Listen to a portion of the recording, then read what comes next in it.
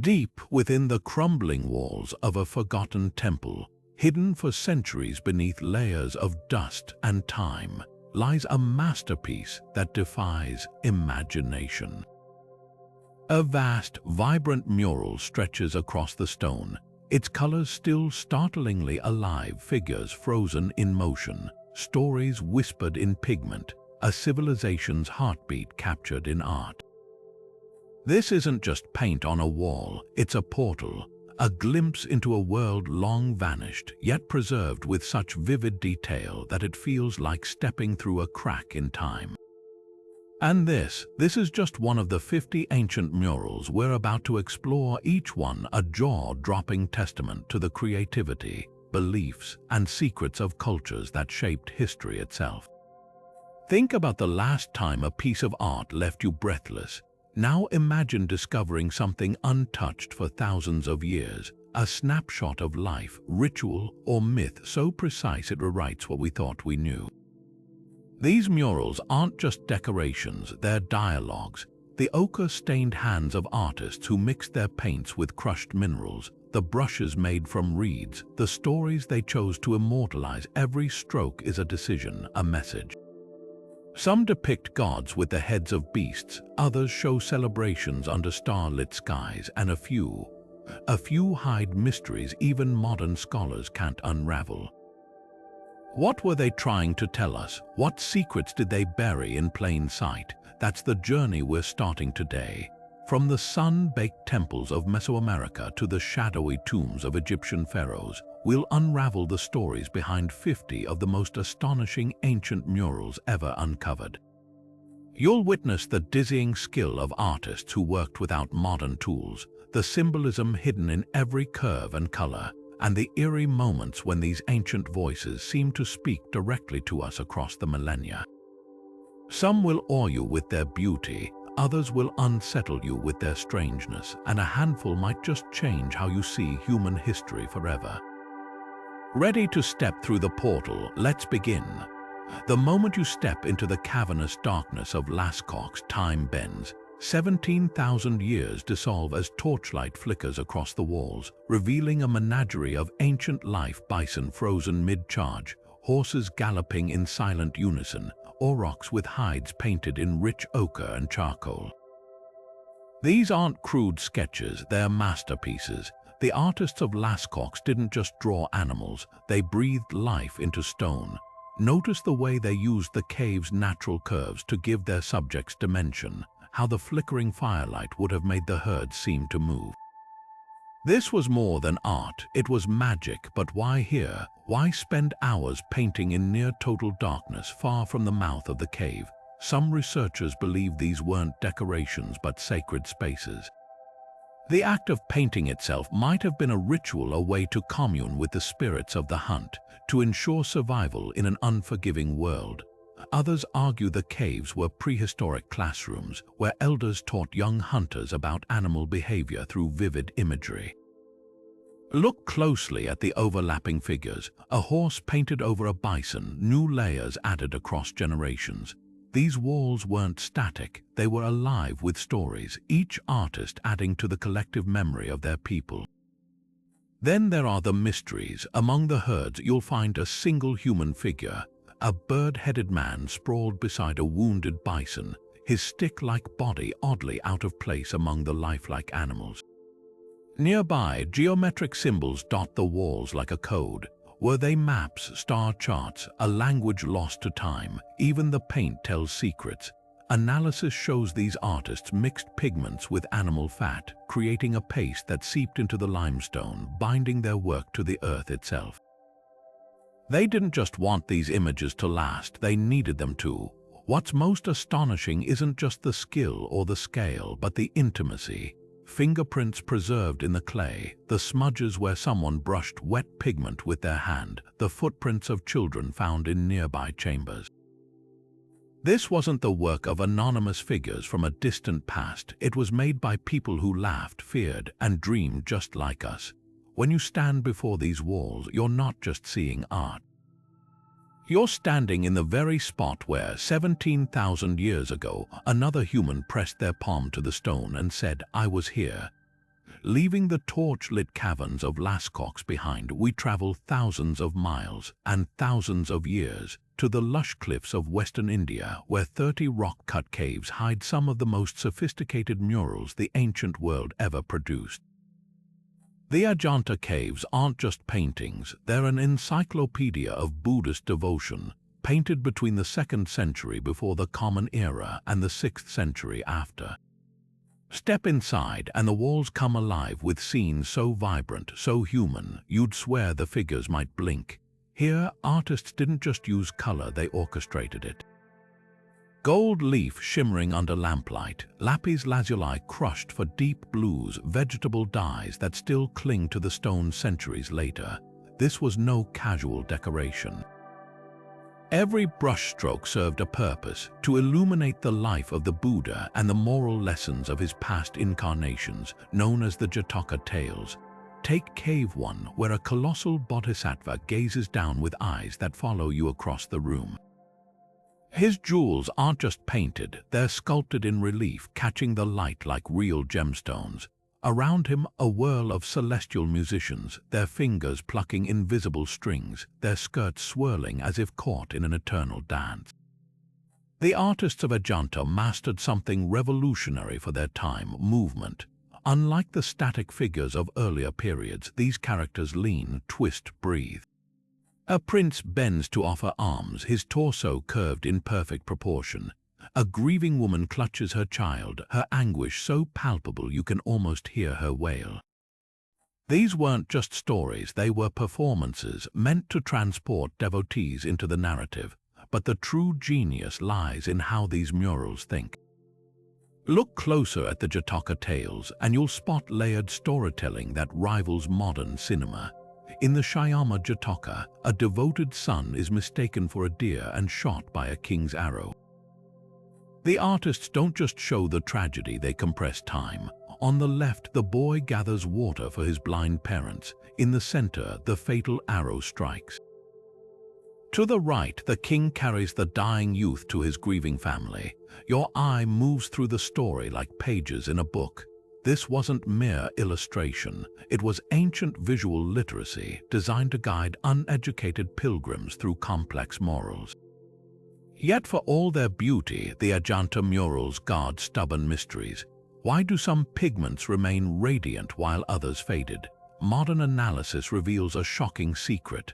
Artists mixed their paints with organic binders, materials like glue from fruit pulp or insect resin, creating formulas science still can't fully replicate. Even more puzzling are the hidden sketches beneath the finished murals.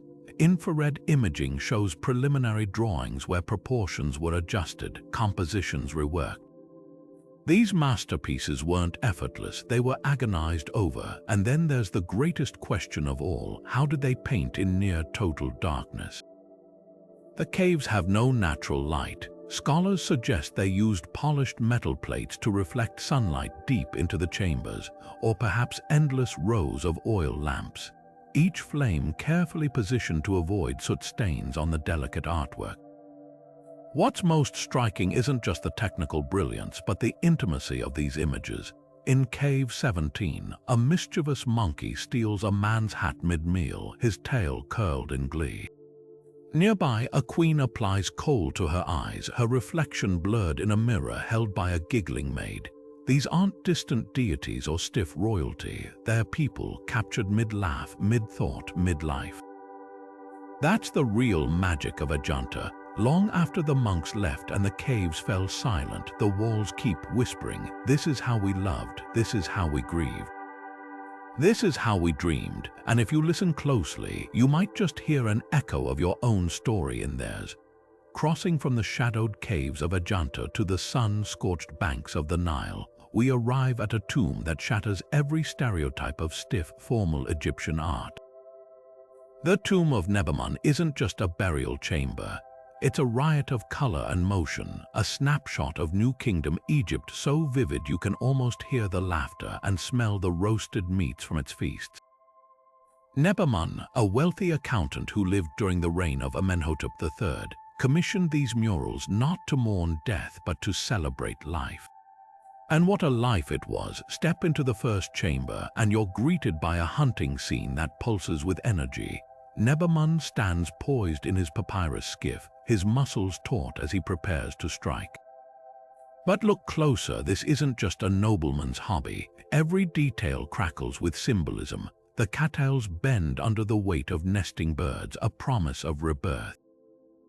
The fish leaping from the water, they're tilapia, ancient symbols of regeneration because they carry their young in their mouths. Even Nebamun's raised arm mirrors the posture of the god Horus conquering chaos. This isn't a hunt, it's a prayer made pigment, a spell to ensure Nebamun's vitality in the afterlife. Then there are the banquets. Oh, the banquets. In one panel, a feast unfolds with such revelry it feels like you're crashing an elite party. Musicians pluck lutes, their fingers blurred mid-strum. Dancers twist in diaphanous linen, their gold bracelets catching the light. But the real stars are the guests, women with cones of perfumed fat melting into their wigs, their laughter practically echoing off the walls as they sip wine. And then there's her, a young woman at the edge of the scene, turning to gaze directly at us, a sly smile playing on her lips. She's not just decoration, she's a bridge between worlds, inviting you to join the celebration. It's a moment of startling intimacy in art meant for eternity. What makes these murals revolutionary isn't just their energy, but their flaws. Unlike the rigid perfection of royal tombs, Nebamun's artists embraced imperfection. A servant's foot awkwardly overlaps a basket. A goose's wings are slightly out of proportion. These mistakes reveal something extraordinary. The artists were working from life, sketching real people in real moments, then refining them into art. Infrared scans even show where they changed compositions, moving a hand, adjusting a shoulder, proof that these scenes were observed, not copied from some staid template. Yet beneath the joy lies a deeper narrative. Scattered among the revelry are quieter moments, servants tending geese, farmers harvesting grain. These weren't just background filler, they were insurance. Egyptians believed the afterlife required sustenance, and these murals acted as magical grocery lists, ensuring Nebamun would never hunger. Even the materials whisper secrets. The blue pigment wasn't just costly lapis lazuli, it was glass, crushed and mixed with binder, a technological marvel of its age, and that gleaming gold. Applied in layers so thin, modern conservators still can't replicate the technique without cracking the plaster beneath. The greatest mystery, though, isn't how they were painted, but why they were hidden. Unlike royal tombs, Nebamun's chamber was never meant to be seen again after his burial. Every brushstroke, every smile, every leaping fish was painted for an audience of one, the deceased. And that's what makes these murals so haunting. They capture the exuberance of a man who loved life so fiercely, he demanded it follow him into death. When you stand before them today in the British Museum, their original tomb long lost to time, you're not just seeing art. You're witnessing a defiance of silence, a shout of joy across 3,000 years that still rings clear. I was here. I lived, remember me. Buried beneath 30 feet of volcanic ash for nearly 2,000 years, the Villa of Mysteries in Pompeii hides a secret that still sparks debate among historians. Step into its crimson-walled chamber, and you're surrounded by life-sized figures frozen mid-ritual, women twisting in ecstasy, a young girl kneeling before a draped deity, a winged spirit hovering with a whip. These aren't just frescoes, they're a cinematic narrative painted with such urgency, you half expect the figures to step off the walls and pull you into their mystery. The central question, what exactly is happening here? Most scholars agree these murals depict an initiation rite likely for the cult of Dionysus, the god of wine and ecstasy. But look closer, and the story unfolds like a fever dream. In one panel, a terrified young woman recoils as a satyr plays panpipes beside her. Nearby, another figure lifts a velvet veil to reveal what? A sacred object, a divine vision. The paint stops just before the reveal, teasing us across centuries. Then there's the most controversial scene, a woman kneeling over the lap of an older figure. her back bared as if for a ritual flogging. Is this punishment, purification, or something far more unsettling? The ambiguity is deliberate. These weren't meant to be understood by outsiders. What makes these frescoes extraordinary isn't just their mystery, but their preservation. When Mount Vesuvius erupted in 79 AD, the superheated ash that destroyed Pompeii also sealed these pigments in a protective cocoon. The reds ground from cinnabar retain their hypnotic depth. The blacks made from charred bone still outline every trembling finger. Even the gold leaf on the figure's accessories glints as if painted yesterday. Modern conservators face a cruel irony. Exposing the frescoes to air risks fading them, yet keeping them hidden feels like silencing the past. The technique itself is a marvel. Roman artists worked in fresco vero, painting onto wet plaster so the colors bonded chemically with the wall. This wasn't just decoration, it was alchemy. Mixing pigments with lime water, they created hues that penetrated the surface, ensuring their work would last. But the villa's artists went further. They scratched fine details into the plaster before painting guidelines for drapery folds, the curve of a lip. These ghostly underdrawings, visible under raking light, prove even the most fluid scenes were meticulously planned. Then there are the hidden layers. Recent multispectral imaging revealed something startling. Beneath the visible paintings are older frescoes, figures painted over, compositions adjusted. It seems the villa's owners updated their walls like we refresh wallpaper, each layer a new chapter in their spiritual journey. One erased figure appears to hold a Theseus, Dionysus's fennel staff symbol. Was the cult once more openly celebrated here before scrutiny forced it underground? The most haunting detail isn't in the art but around it. In the corner of the room, archaeologists found a single carbonized wooden stool likely used by initiates during the rites. Picture it, a young woman sitting there, her bare feet on the cool mosaic floor, watching these very murals as elders prepared her for transformation. That stool bridges the gap between art and lived experience. It whispers that these weren't just images on a wall, they were scripts for a sacred performance, a doorway between worlds. Stand in that room today and you'll notice something peculiar. The figure's eyes follow you, not as a trick of perspective, but because the artists painted each iris slightly off-center, creating the uncanny illusion of gaze. It's as if the initiates are still watching, waiting to see if you'll decipher their secrets. Maybe that's the point. Some mysteries aren't meant to be solved, only witnessed across time in silent communion. Deep in the jungles of Chiapas, where howler monkeys shatter the silence and vines strangle crumbling temples, the walls of Bonampak hold stories painted in blood. Not metaphorically, literally, these Mayan murals, discovered in 1946 by photographer Giles Healy and Lacandan Maya guides, aren't the serene scenes of gods and glyphs you might expect. They're a cinematic explosion of war, intrigue, and royal power, rendered in pigments so vibrant they seem wet to the touch. Step into structure one, and the first thing that strikes you is the scale. 3 rooms, floor to ceiling, plastered with narratives so dense, so layered, they're like a pre-Columbian graphic novel.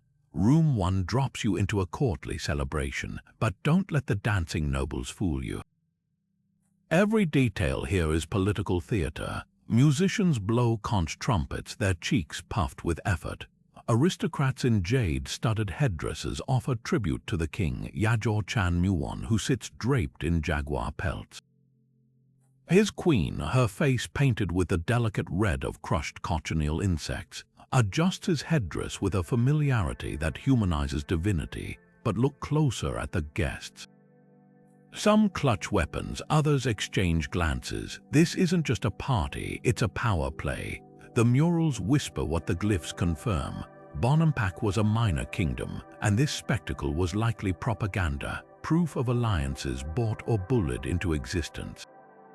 Then there's room 2, brace yourself. Where room 1 dazzled with color, room 2 drowns in brutality.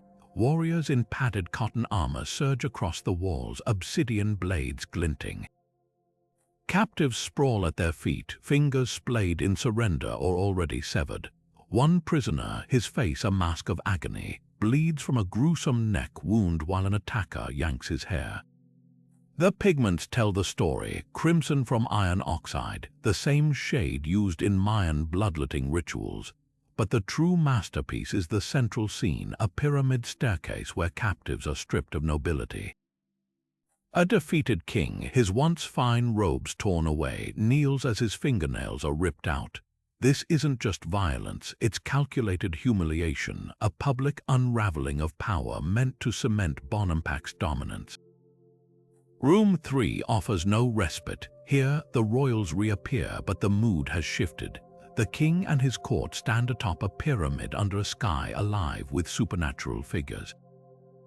Dancers whirl in elaborate feathered costumes, their movements frozen mid-spin, yet something's off. The king's expression isn't triumphant, it's strained. Some scholars argue these scenes depict a post-victory ritual, where the ruler must now prove his divine mandate through bloodletting or trance. Others see desperation, a kingdom overplaying its hand, masking instability with spectacle. The mural's very materials hint at turmoil. Analysis reveals the artists rushed the final layers, mixing pigments unevenly, even repurposing older plaster when supplies ran low. Were they racing against time, against enemies? What makes Bonampak unparalleled isn't just its artistry, but its honesty. Unlike the sanitized victory records of other civilizations, these murals show war as the Maya knew it: chaotic, cruel, and deeply human. Infrared scans reveal edits where compositions were altered, a captive added last minute, a lord's insignia painted over a rival's. These walls weren't static records, they were living documents updated as alliances shifted. Even the paints hold secrets. The famous Maya blue, a pigment so durable it outlasts the stone it's painted on, wasn't just mineral. It was a sacred alchemy of indigo and palagorskite clay, heated in ritual fires to bond molecules at a level modern chemists still struggle to replicate.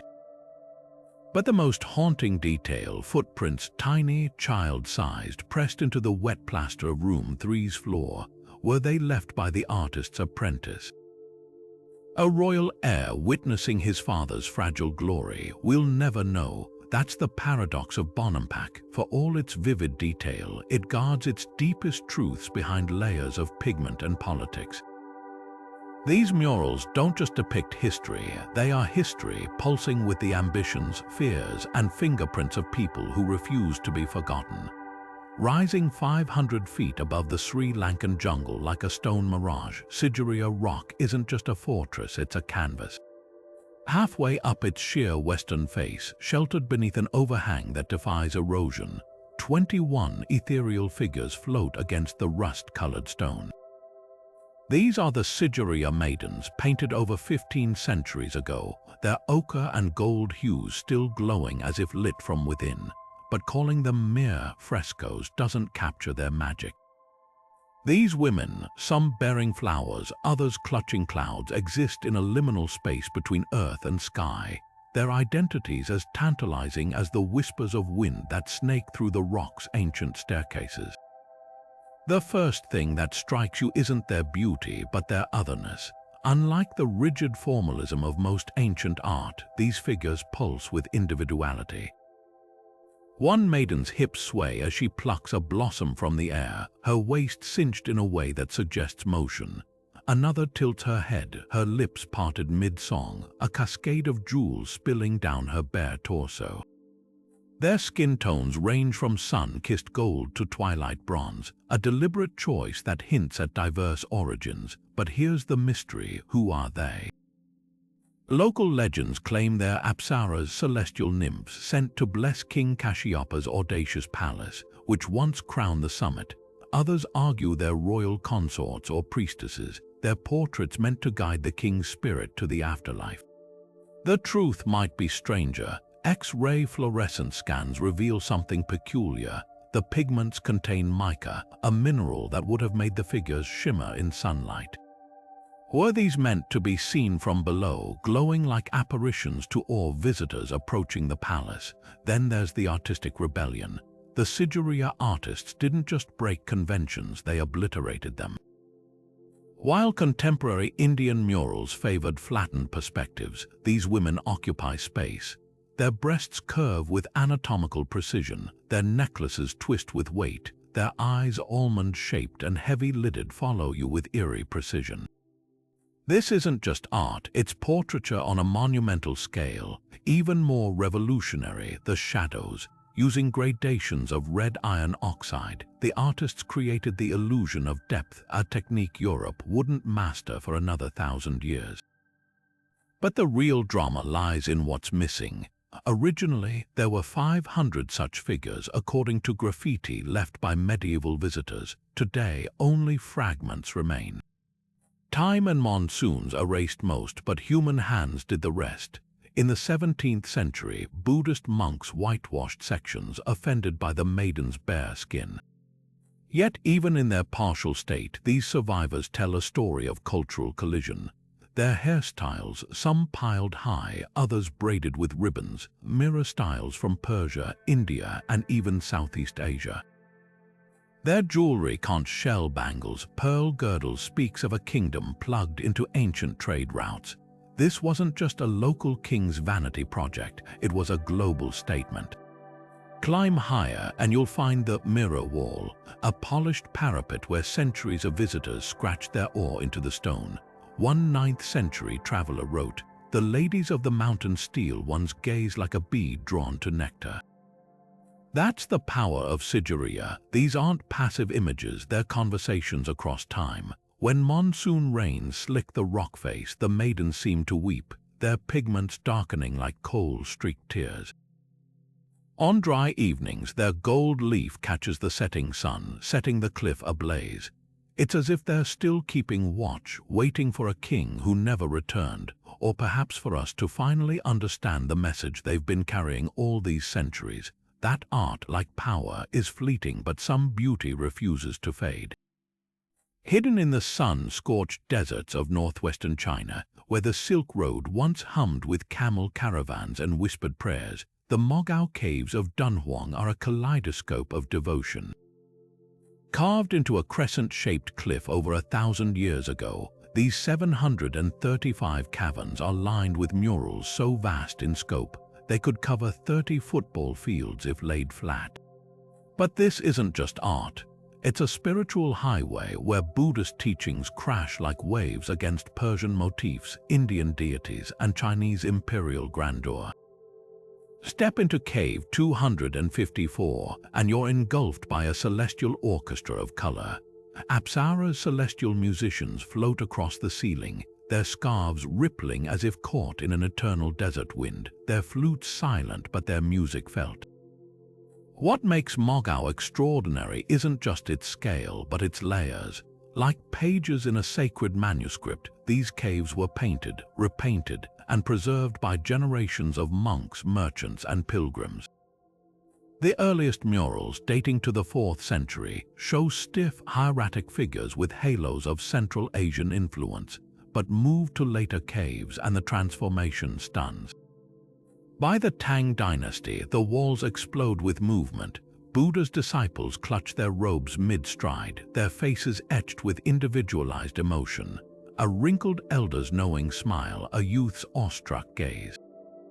This wasn't just stylistic evolution, it was cultural alchemy. Traders from Samarkand donated gold for pigments, Tibetan rulers commissioned mandalas. Even the materials tell stories. Ultramarine blue from Afghan lapis lazuli, malachite greens ground from Central Asian ores, gold leaf hammered thin as a dragonfly's wing. Then there's Cave 17, the legendary library cave, sealed for 900 years and rediscovered in 1900 by a Taoist monk. Its contents read like a Silk Road time capsule. Nestled among 50,000 scrolls were mural fragments revealing something radical. Buddhism wasn't just imported here, it was remixed. One painting shows the Buddha wearing Han Dynasty robes, his throne flanked by Persian lions. Another depicts hell scenes where Chinese folklore demons torment sinners alongside Indian yakshas. The artists didn't just translate scripture, they localized it, weaving in folk tales, local deities, even comedy. A 9th century mural shows a monk sneaking a nap while his students meditate, a cheeky nod to human frailty. But Mogao's true genius lies in its light. Unlike European cathedrals, these caves had no windows. Artists worked by the flicker of oil lamps, using reflective pigments to amplify the glow. Gold leaf was applied behind Buddha's head so it would shimmer in lamplight, creating the illusion of a radiant halo. In Cave 322, they went further. The entire ceiling is a swirling cosmos of stars painted with phosphorescent compounds that would have glowed faintly in the dark, turning meditation into an interstellar journey. Recent multispectral imaging revealed even more sophistication hidden under layers are guide sketches in charcoal. Their lines so precise they suggest the use of grid systems to scale up designs from miniature manuscripts. Yet for all its grandeur, Mogao whispers its most poignant truths in small details. The fingerprints of a homesick artist pressed into wet plaster, a donor's name scrawled in Aiga script beside a bodhisattva's feet. And then there are the repairs patches of plaster where murals were lovingly touched up centuries later, proof that these weren't just decorations but living sanctuaries. Today, climate-controlled doors protect the caves from the desert's breath, but the walls still pulse with the heartbeat of the Silk Road, a symphony of brushstrokes that scream across centuries, "We were here." We believed, we traded not just goods but dreams. When Howard Carter first breached the sealed doorway of Tutankhamun's tomb in 1922, the flicker of his candle revealed not just gold but stories. The boy king's burial chamber was a canvas of divine instruction, every inch covered in murals that pulsed with sacred meaning. These weren't mere decorations, they were a map, a celestial guidebook painted to steer Tutankhamun through the perilous journey to the afterlife. The most striking, the West Wall's depiction of the Amjuat, the ancient Egyptian book of what's in the underworld. Here, the sun god Ra's nocturnal voyage unfolds in 12 hours of cosmic struggle, each moment rendered in lapis lazuli blues and gold leaf so thick it seems to breathe. Tutankhamun appears repeatedly, his slender figure shadowing Ra's bark as it navigates serpent-infested waters, his presence a silent plea for inclusion in the divine cycle of rebirth.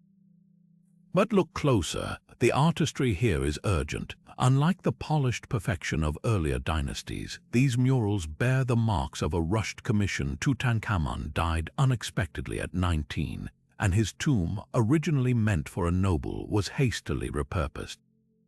Brush strokes are visible in the hieroglyphs, outlines sometimes bleed outside their intended borders. Yet this imperfection reveals something profound. The artists weren't just copying templates. They were improvising, compressing centuries of ritual into pigments before the burial deadline.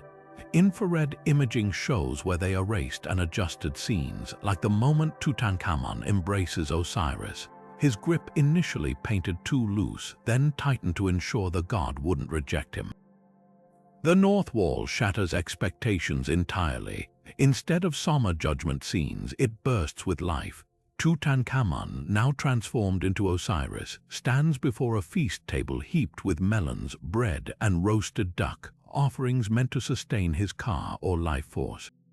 But the true marvel is the color. Egyptian blue, a pigment so chemically stable it still vibrates after 3 millennia, outlines baskets of figs so real you could pluck them. The artists used glass in their palette, grinding it with binder to create translucent layers that catch the light like stained glass. And then there's the gold, not just foil, but leaf applied in microscopically thin sheets over a base of pinkish ochre, giving the pharaoh's skin a warm, lifelike glow under torchlight.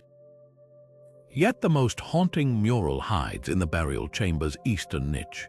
Here, Tutankhamun's funeral procession marches in eerie silence.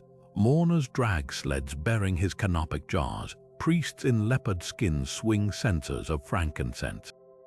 But the centerpiece is the boy king himself, not as a god, but as a corpse, his mummified form lying on a lion-shaped bier. This moment of raw vulnerability is unprecedented in royal tombs. Usually, pharaohs were depicted eternally youthful, already resurrected. But here, the artists broke protocol, showing the harsh truth of death before the promise of rebirth. It's a startling whisper of humanity beneath the divine facade. What these murals don't show is just as telling. There's no mention of Tutankhamun's controversial father, Akhenaten, the heretic pharaoh who abandoned Egypt's gods.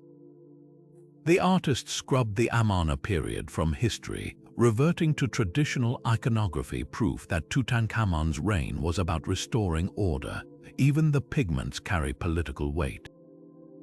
The lavish use of imported lapis lazuli hauled from Afghanistan and malachite from Sinai wasn't just artistic choice, it was propaganda, broadcasting Egypt's reclaimed wealth and trade networks after Akhenaten's turmoil. Stand in that chamber today and you'll notice something chilling. The murals face inward, surrounding the sarcophagus like a sacred cocoon. These images weren't meant for living eyes, they were painted for Tutankhamun alone, to awaken him in the next world. When Carter's team first opened the tomb, they found flakes of pigment on the floor. Some scholars believe the artists were still painting as the funeral procession approached, their brushes racing against eternity. That's the paradox of these murals. They were created in frantic haste, yet intended to last forever. And in a way they have, not just as art, but as a voice from across the ages, murmuring the same plea inscribed on the tomb's walls. "O living ones, remember my name." High above the Valley of Mexico, where the Pyramid of the Sun casts its shadow over a grid of ancient ruins, the murals of Teotihuacan whisper secrets of a civilization that never wrote its name. Unlike the hieroglyphic records of the Maya or the boastful stelae of the Aztecs, Teotihuacan's story is told in pigment, vibrant, cryptic, and astonishingly modern in its abstraction. Step into the Palace of the Jaguars, and the walls come alive with emerald green plumes and obsidian black spots, great cats prowling alongside processions of priests. But these aren't just decorative motifs. Every stroke is theology. The jaguar, depicted with a conch shell trumpet curled in its mouth, isn't merely an animal, it's the voice of the storm god, a divine messenger linking earth to sky. What makes Teotihuacan's murals revolutionary isn't just their artistry, but their language of color. The artists worked with a palette ripped from the landscape itself. Reds from hematite-rich clay, blues from crushed azurite mined in the Sierra Madre, greens from malachite traded across Mesoamerica. But the true alchemy, their use of layering. In the Cacaxtla complex, murals show deities with skin the deep blue of midnight, achieved by painting black basalt powder underneath translucent blue pigments. The result, figures that seem to shimmer with an otherworldly glow as torchlight passes over them. This wasn't just technique, it was stagecraft designed to make the divine feel palpably present during rituals. Then there's the mystery of the absence. Unlike Egyptian tombs packed with personalized imagery, Teotihuacan's murals show no individual rulers, no named heroes. Instead, they traffic in archetypes, the storm god with his goggle eyes and serpentine tongue, the great goddess adorned with owl feathers and claws. Some scholars argue this reflects a collective leadership, a society so obsessed with cosmic order that individual identity dissolved into symbolic roles.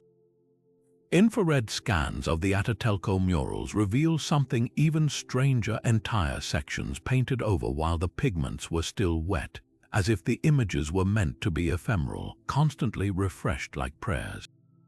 The cosmological maps hidden in these murals rewrite what we know about Mesoamerican belief systems. In the Palace of Quetzalcoatl, a mural wraps around 4 walls like a sacred comic strip. It begins with a priest emerging from the jaws of a feathered serpent, a rebirth metaphor, and culminates in a procession of figures carrying bundles of copal incense toward a temple shaped like the cosmos itself. The temple's tiers mirror the Teotihuacan urban plan, 3 levels representing underworld, earth, and heavens. This isn't just art, it's a blueprint suggesting the city's grid was designed as a physical manifestation of celestial order. But the most haunting revelation comes from the mural's silent casualties. In the Tutankhamun compound, a once vivid depiction of the afterlife, a paradise where figures dance beneath a tree dripping with amber sap, is marred by methodical scratches. Not the wear of time, but intentional defacement. Archaeologists found flakes of pigment piled neatly beneath the walls, as if the destruction was itself a ritual. Some theorize this marks Teotihuacan's collapse when rival factions purged the old gods. Others see something darker, evidence that the city's people, like their murals, believed in cycles of creation and obliteration. Stand before these walls today, and you'll notice the artist's fingerprints literally.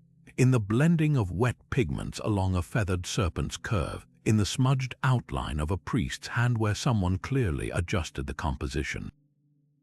These aren't anonymous relics, they're conversations frozen in time. The murals don't just depict Teotihuacan's gods, they perform them, turning stone into a membrane between worlds. And perhaps that's their final lesson. Sometimes the most powerful stories aren't written in words, but in color, movement, and the stubborn persistence of beauty against oblivion. Buried in the sands where the Euphrates once marked the border between Rome and Persia, the Dura Europos synagogue stands as a paradox, a Jewish holy space covered floor to ceiling in figurative murals, something explicitly forbidden by later interpretations of the Torah. Discovered in 1932 by a team of archaeologists who expected another Roman ruin, its walls erupted with color, 28 panels of biblical stories, their pigments preserved by the very sand that swallowed the city. Here, Abraham raises his knife over Isaac, not in some abstract symbol, but in visceral detail. The boy bound on a pyre, his father's face etched with anguish, the angel's hand gripping Abraham's wrist mid-swing.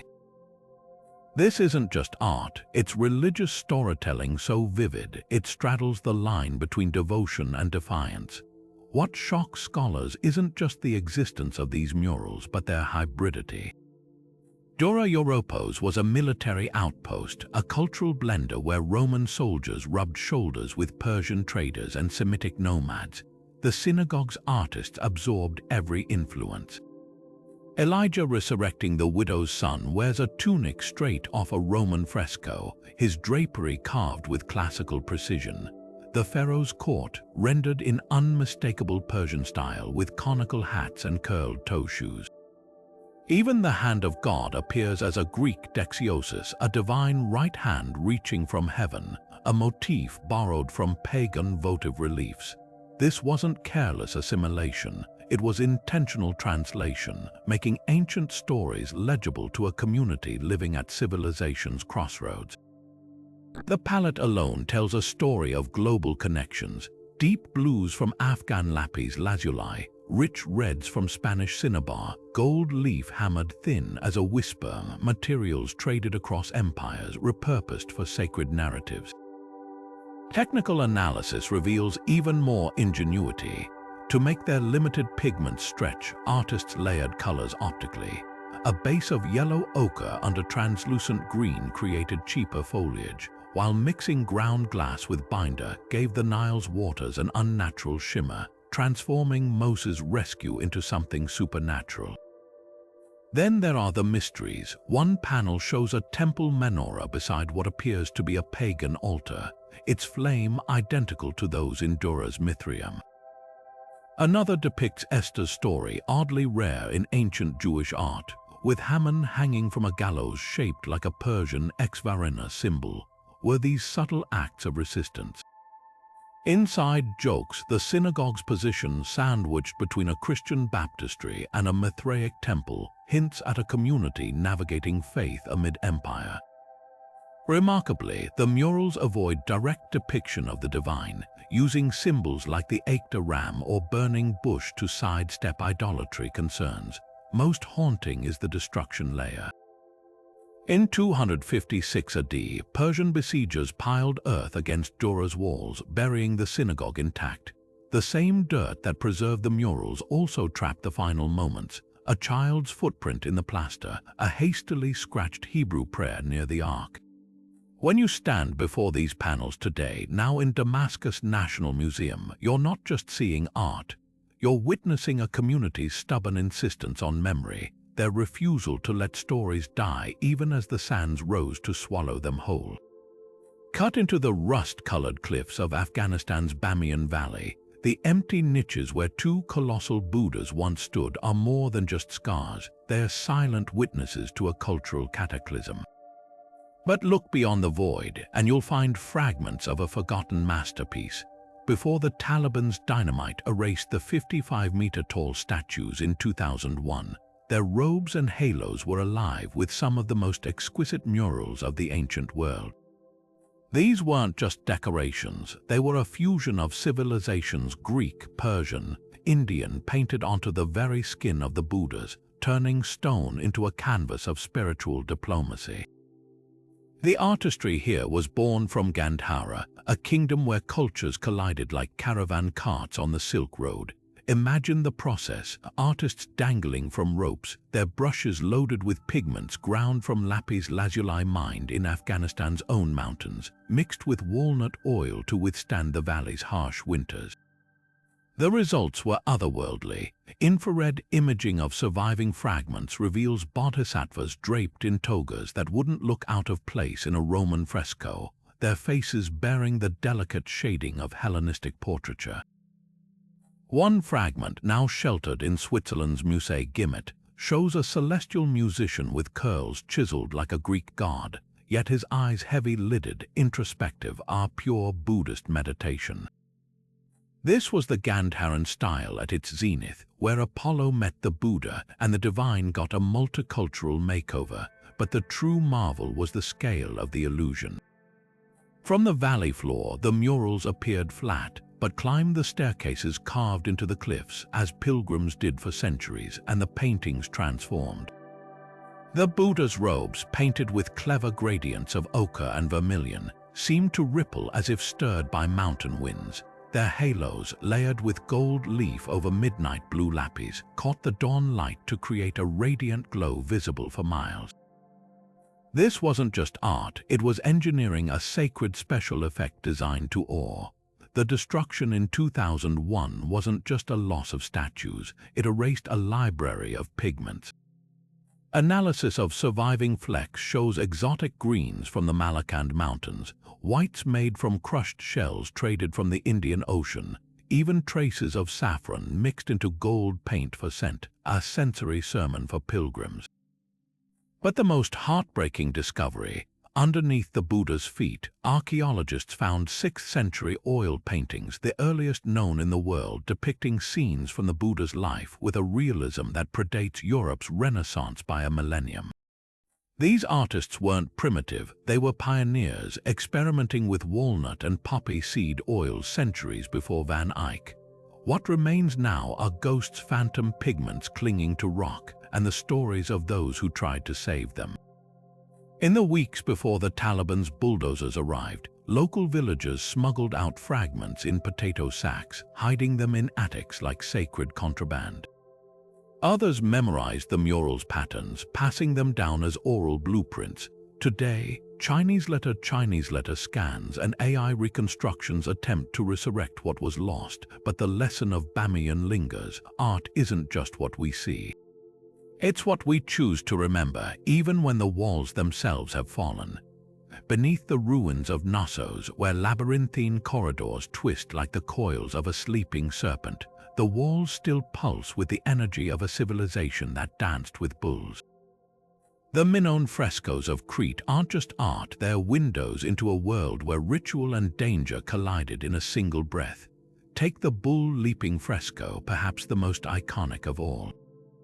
3 figures, one gripping the bull's horns, another mid-somersault over its back, a third arms outstretched to catch the airborne acrobat, are frozen in a ballet of adrenaline and grace. But this isn't mere spectacle. Every element crackles with symbolism.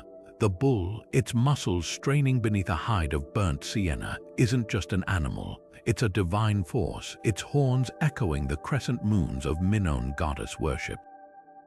The lepers, their androgynous, wasp-waisted forms painted in the vivid blues of crushed Aegean kyanite, suggest this wasn't sport but sacrament, a rite of passage where mortal bodies became vessels for the divine. What makes these frescoes revolutionary isn't just their dynamism, but their perspective. Unlike the stiff profiles of Egyptian art, Minoan figures move. In the dolphin fresco, marine creatures arc through azure waves with such fluidity, you can almost hear the splash. The ladies in blue, their curled locks tumbling over bare shoulders, lean toward one another as if caught mid-conversation. This isn't static decoration, it's cinema painted on plaster, capturing slices of life with a spontaneity Europe wouldn't see again until the Renaissance. Then there's the mystery of the missing men. Most surviving frescoes spotlight women priestesses in flounced skirts, their arms twined with snakes, their dominance in rituals undeniable. Were Minoan women the true power players, or did men's roles simply play out in unpreserved spaces? The pigments whisper clues. Analysis reveals women's skin was painted in creamy white lead, while male figures, rare as they are, sport reddish ochre, a dichotomy mirroring later Greek gender coding. Yet the Prince of the Lilies, his crown of feathers and floral scepter dripping with authority, complicates the narrative. His face, though, is gone. Time, or perhaps deliberate defacement, erased his identity, leaving us to wonder, was Knossos a matriarchy, a theocracy, or something far more fluid? The technique itself is a marvel. Minoan artists worked in fresco buono, painting on wet plaster so colors bonded chemically with the wall. But they didn't stop there. In the griffin fresco, they mixed powdered glass with pigment to make the mythical beast's feathers shimmer under torchlight. They scratched fine details into the plaster after drying individual hairs on a monkey's pelt in the saffron gatherer, the delicate veins of a lily petal. This wasn't just craft, it was obsession. Most haunting are the erased stories. Recent multispectral imaging reveals layers beneath the visible paint, an earlier bull leaping scene where the acrobat falls, his body crumpled beneath the hooves. Was this edited out to preserve the myth of Minoan invincibility, or did the artists, like their modern counterparts, revise for dramatic effect? The answer might lie in the rubble. When archaeologist Arthur Evans first reconstructed the frescoes in the early 20th century, he filled gaps with his own imagination, blending fact and fantasy. Today's scholars peel back his Victorian biases like layers of overpaint, hunting for the real Knossos beneath. Stand before these murals today, and you'll notice something peculiar: the colors haven't faded. They pulse as if lit from within, the reds of poppy petals, the blues of deep sea, the gold of honeyed sunlight. That's the magic of Knossos. These aren't just images on a wall, they're reminders of a civilization that didn't fear the bull's charge but leaped toward it, embracing the beautiful, dangerous dance of being alive. Deep in the Guatemalan jungle, where howler monkeys drown out the buzz of mosquitoes and tree roots strangle crumbling pyramids, the San Bartolo murals wait like a time capsule sealed for over 2,000 years. Discovered in 2001 beneath layers of later construction, these aren't just the oldest Mayan murals ever found. They're a Rosetta Stone of early Mesoamerican belief, painted with such narrative sophistication they rewrite our understanding of Mayan cultural origins. Step into the dim chamber of Los Pinturas Pyramid, and the west wall hits you first. A towering depiction of the maize god's resurrection, his body emerging from a cleft in the earth like a sprouting stalk, his skin the vibrant yellow of ripe corn. But this isn't just agriculture metaphor, it's theology in pigment. What makes San Bartolo revolutionary isn't just its age, radiocarbon dated to 100 BC, centuries before the classic Maya fluorescence, but its completeness. Unlike fragmentary murals at later sites, here entire narratives unfold panel by panel, their sequencing clear as a graphic novel. The maize god story begins with his decapitation, a ritual reenacted by Maya kings for millennia. continues through his burial in the underworld and climaxes with his rebirth, each scene framed by undulating serpents that double as portals between worlds. The artists didn't just tell a myth, they performed it, using the wall's physical space to mirror the cosmic journey. Climb the pyramid's levels and you literally ascend through the story from death to renewal. The palette alone sings of sacred alchemy. Analysis reveals colors sourced from across Mesoamerica, red hematite from the Guatemalan highlands, Maya blue from Palin's rare clay deposits, even traces of spondylus shell dust, a material so tied to fertility rituals that later Aztec emperors demanded it as tribute. But the true genius lies in the application. In the resurrection scene, the maize god's limbs are outlined in thin layers of translucent blue over yellow, creating an ethereal glow that mimics young corn stalks backlit by dawn. This wasn't just painting, it was horticultural magic, turning stone into a living field. Then there are the mysteries scribed into every brushstroke. Among the gods and heroes, tiny figures, likely ancestral spirits, hold tools and musical instruments. One plays a turtle shell drum, another carries a basket of corn kernels. These aren't bystanders, they're participants, suggesting ordinary people had roles in these cosmic dramas. Even more startling, infrared imaging reveals hidden figures beneath the surface, early drafts where the composition was radically different. In one erased section, the maize god's resurrection was originally painted with 5 supporting gods instead of the final 3. Was this theological editing? A shift in ritual practice. The walls keep their secrets. Most haunting is what these murals lack: no war scenes, no captive sacrifices, no glorified kings. At a time when other Mesoamerican cultures were fixated on blood and power, San Bartolo's artists obsessed over cycles of growth and decay. The east wall shows a coronation, but the ruler receives his crown from a goddess, not through conquest. The message is clear. Legitimacy here sprang from stewardship of nature's rhythms, not battlefield trophies. When excavators uncovered the murals, they found something poetic. Roots from a strangler fig had woven through cracks in the plaster, its veins mirroring the painted maize stalks. Even in ruin, the art insisted on its truth. Life always finds a way back. Stand in that chamber today, and you'll notice something peculiar. The humidity makes the colors deepen, as if the murals breathe with the jungle. That's the paradox of San Bartolo. These paintings were meant to be seen by flickering torchlight during rare rituals, yet their power lingers in the dark, a testament to artists who believed so fiercely in renewal. They made sure their work would outlast empires. In the sun-baked ruins of Paestum, where Greek temples stand like sentinels of a lost world, a tomb discovered in 1968 shattered every assumption about ancient Greek art. Known as the Tomb of the Diver, its walls are adorned with murals so unexpected, so singular, that scholars still debate their meaning half a century later. The imagery is deceptively simple. On 4 walls, scenes of symposium revelry, men reclining on couches, drinking cups raised in toast, their garlands slipping as wine loosens their laughter. But the ceiling, there against a backdrop of cerulean blue, a lone figure arcs through the air, arms outstretched, body taut as a bowstring, a diver suspended eternally between sky and water. This isn't just decoration, it's a riddle painted in terracotta and ochre, a visual poem about life, death, and the plunge into the unknown. What makes these murals extraordinary isn't just their rarity. Few Greek tombs from this era, around 470 BC, bear figurative art, but their emotional weight. The symposium scenes pulse with life. A bearded man plucks a lyre, his fingers frozen mid-strum. Another leans to adjust his companion's wreath, a gesture so tender it transcends time.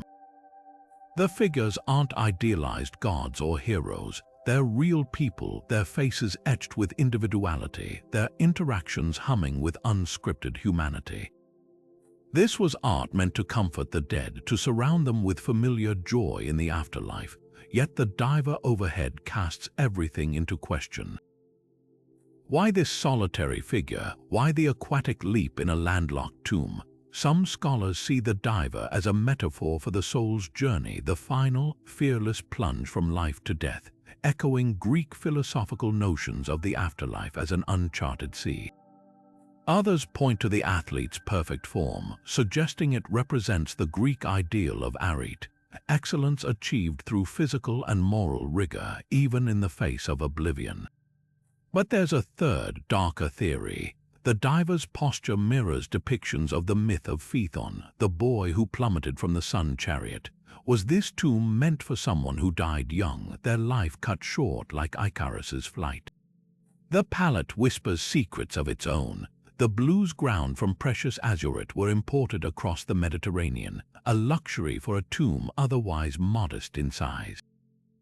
The artist used fresco secco, painting on dry plaster, a technique that allowed for delicate shading but made the murals fragile. Every surviving pigment feels like a miracle. And then there's the diver's isolation. Unlike the communal revelry below, he's alone, his trajectory fixed toward an unseen surface.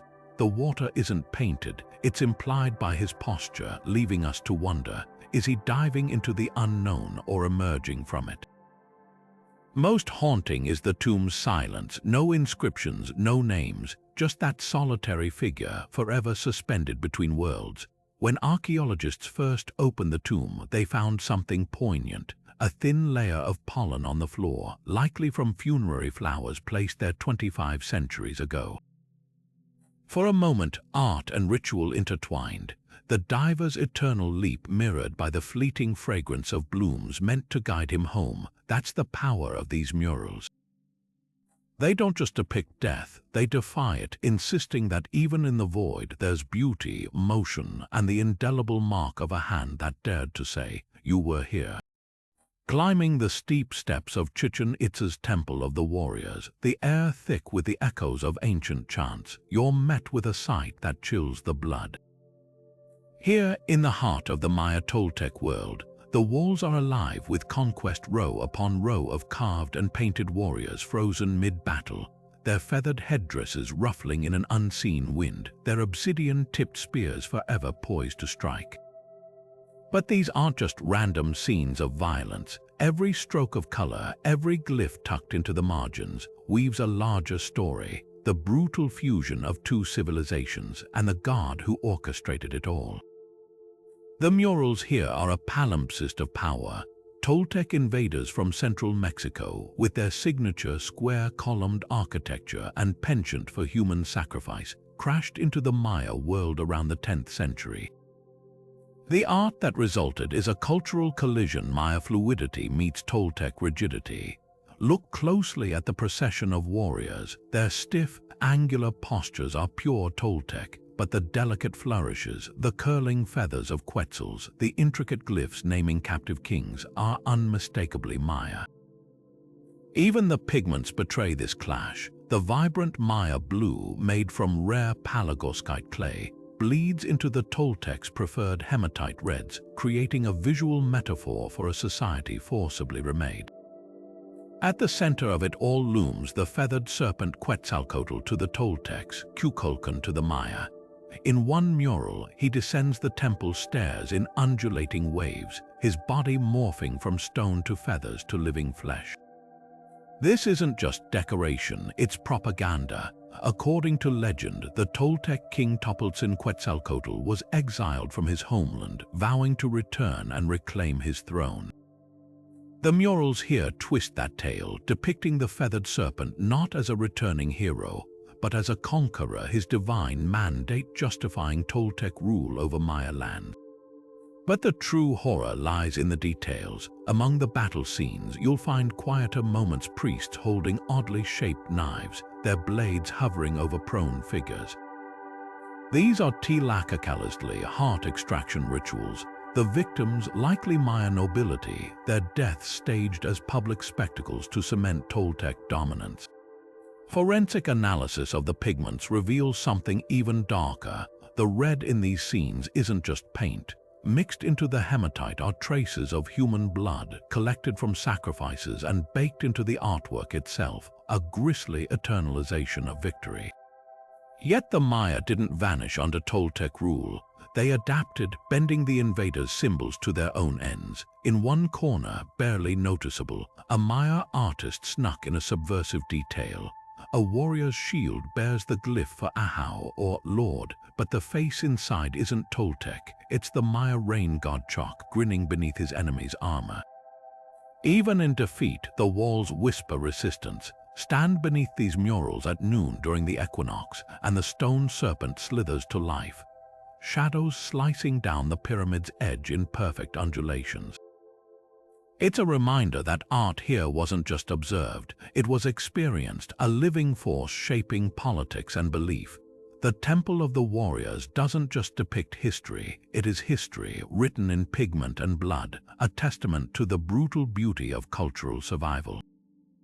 Tucked away in the workers' village of Deir el-Medina, where the artisans who built royal tombs once lived, lies a burial chamber that turns Egyptian afterlife beliefs inside out. The tomb of Sennacherib, a simple draftsman who decorated pharaohs' tombs in the 19th dynasty, contains murals so breathtaking they rival anything painted for kings.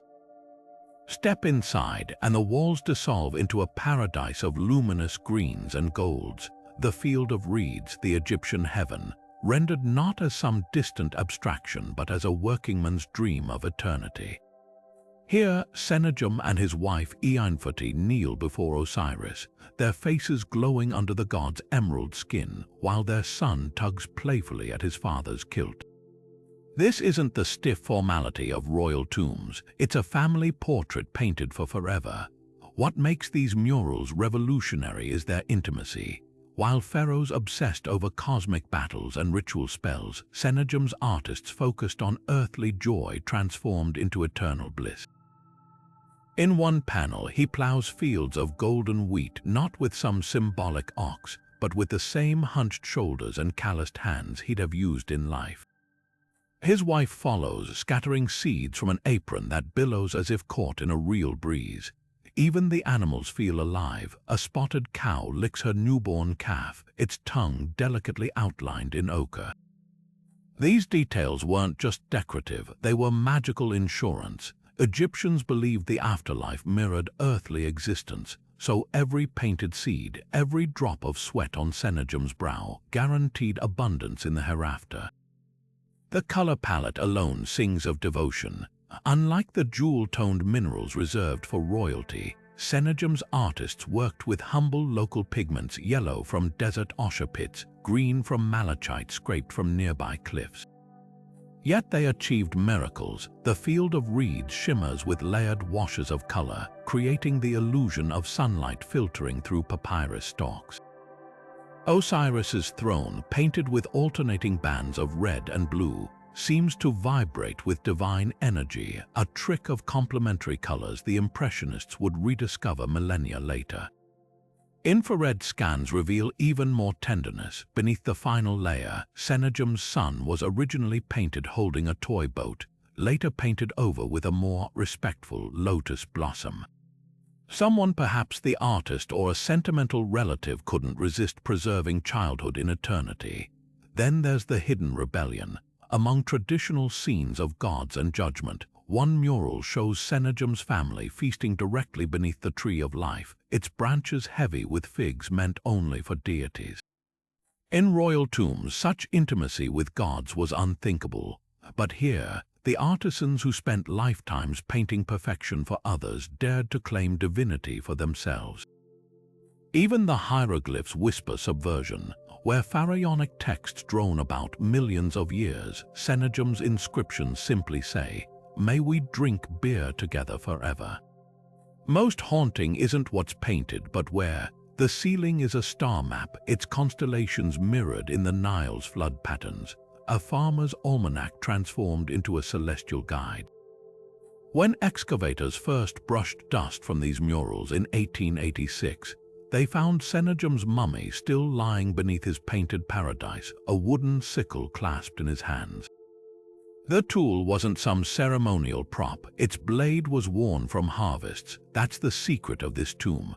It doesn't just depict the afterlife, it embodies the radical idea that eternity belongs not just to gods and kings, but to the calloused hands that built their monuments. The pigments may fade, but the message remains: paradise isn't a place. It's the right to keep doing what you love forever. High on a windswept plateau in central Mexico, where the ruins of Cacaxtla cling stubbornly to the earth, the walls tell stories in screams of color. These aren't just murals, they're battlefields frozen mid-clash, drenched in hues so violent they seem to bleed. Discovered in the 1970s beneath layers of volcanic ash, the Cacaxtla murals are a visual thunderbolt, a place where Mayan elegance collides with central Mexican ferocity in a style so distinct it defies categorization. Step into the building of the painted walls, and the first thing that staggers you is the red. Not the rusty ochre of most Mesoamerican art, but a searing, almost electric crimson that pools around warriors' feet like blood under noon sun. The battle scene dominating the north wall isn't just war, it's psychodrama.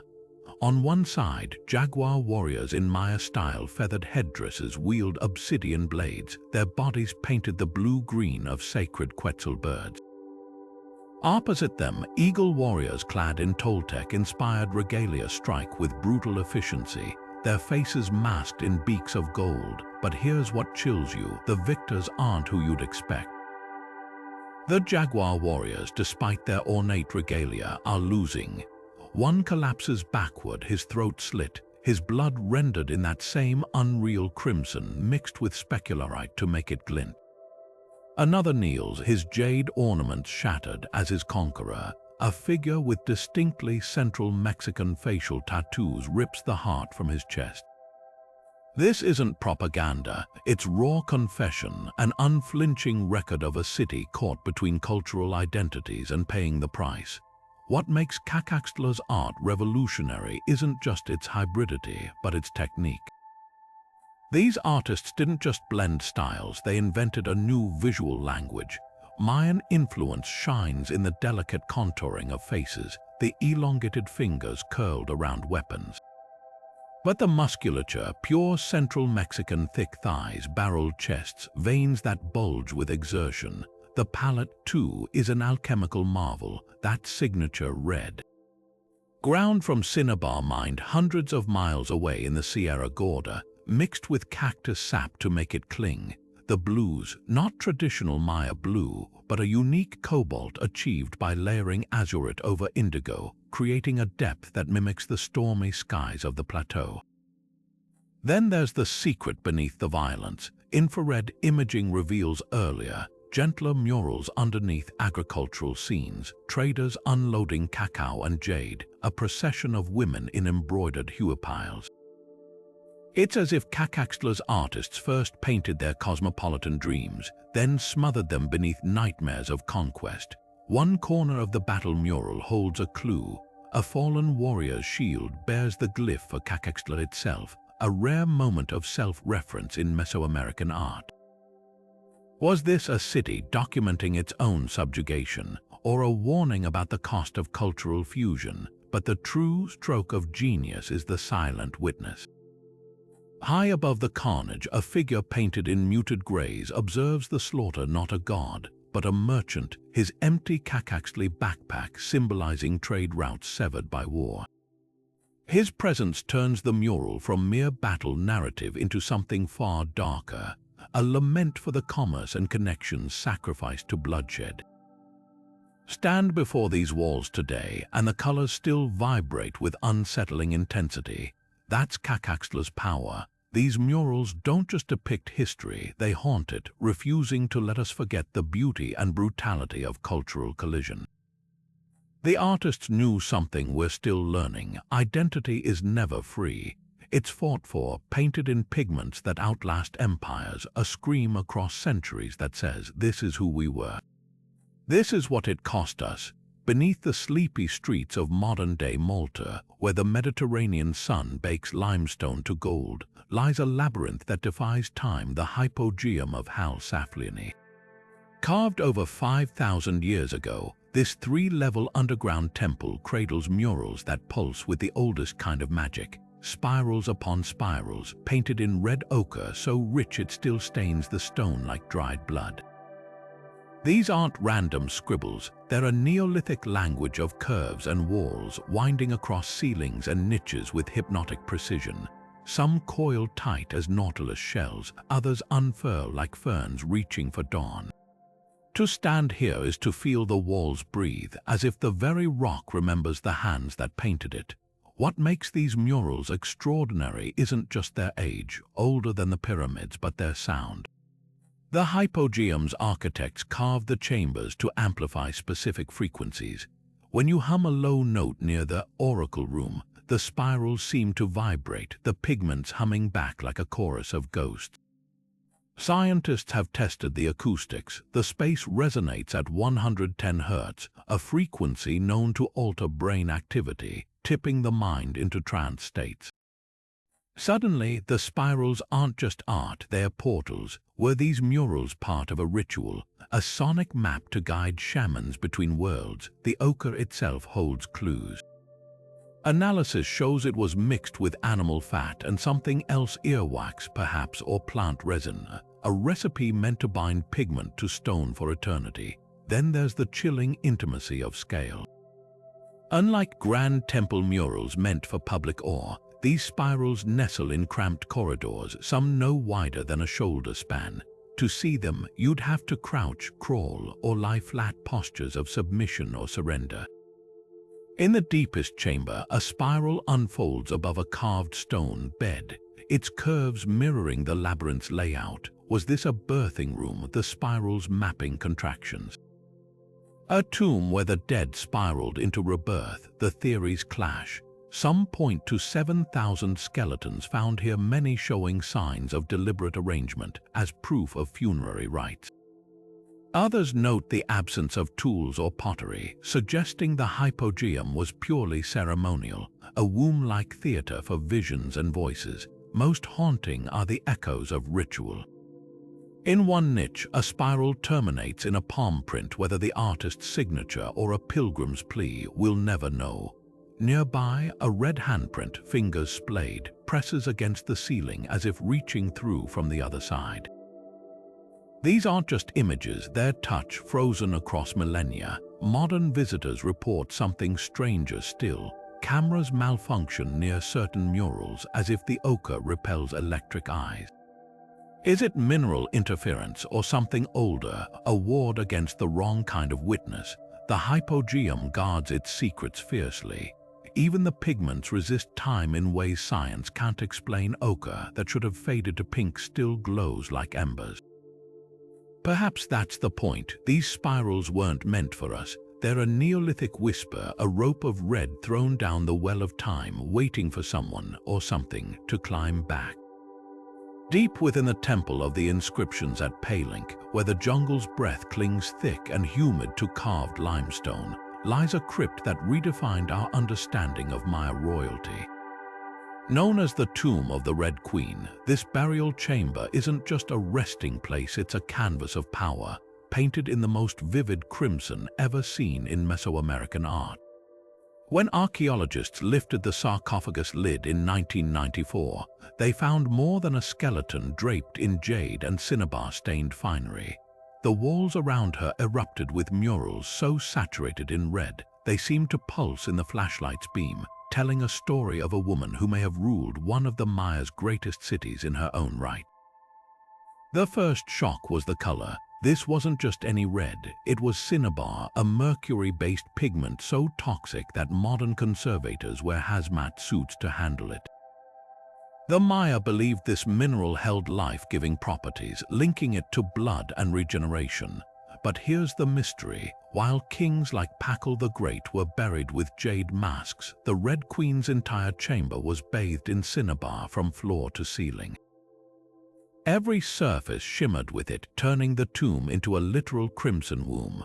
Was she a goddess incarnate, a sorceress, or simply a ruler whose power demanded a visual language all her own?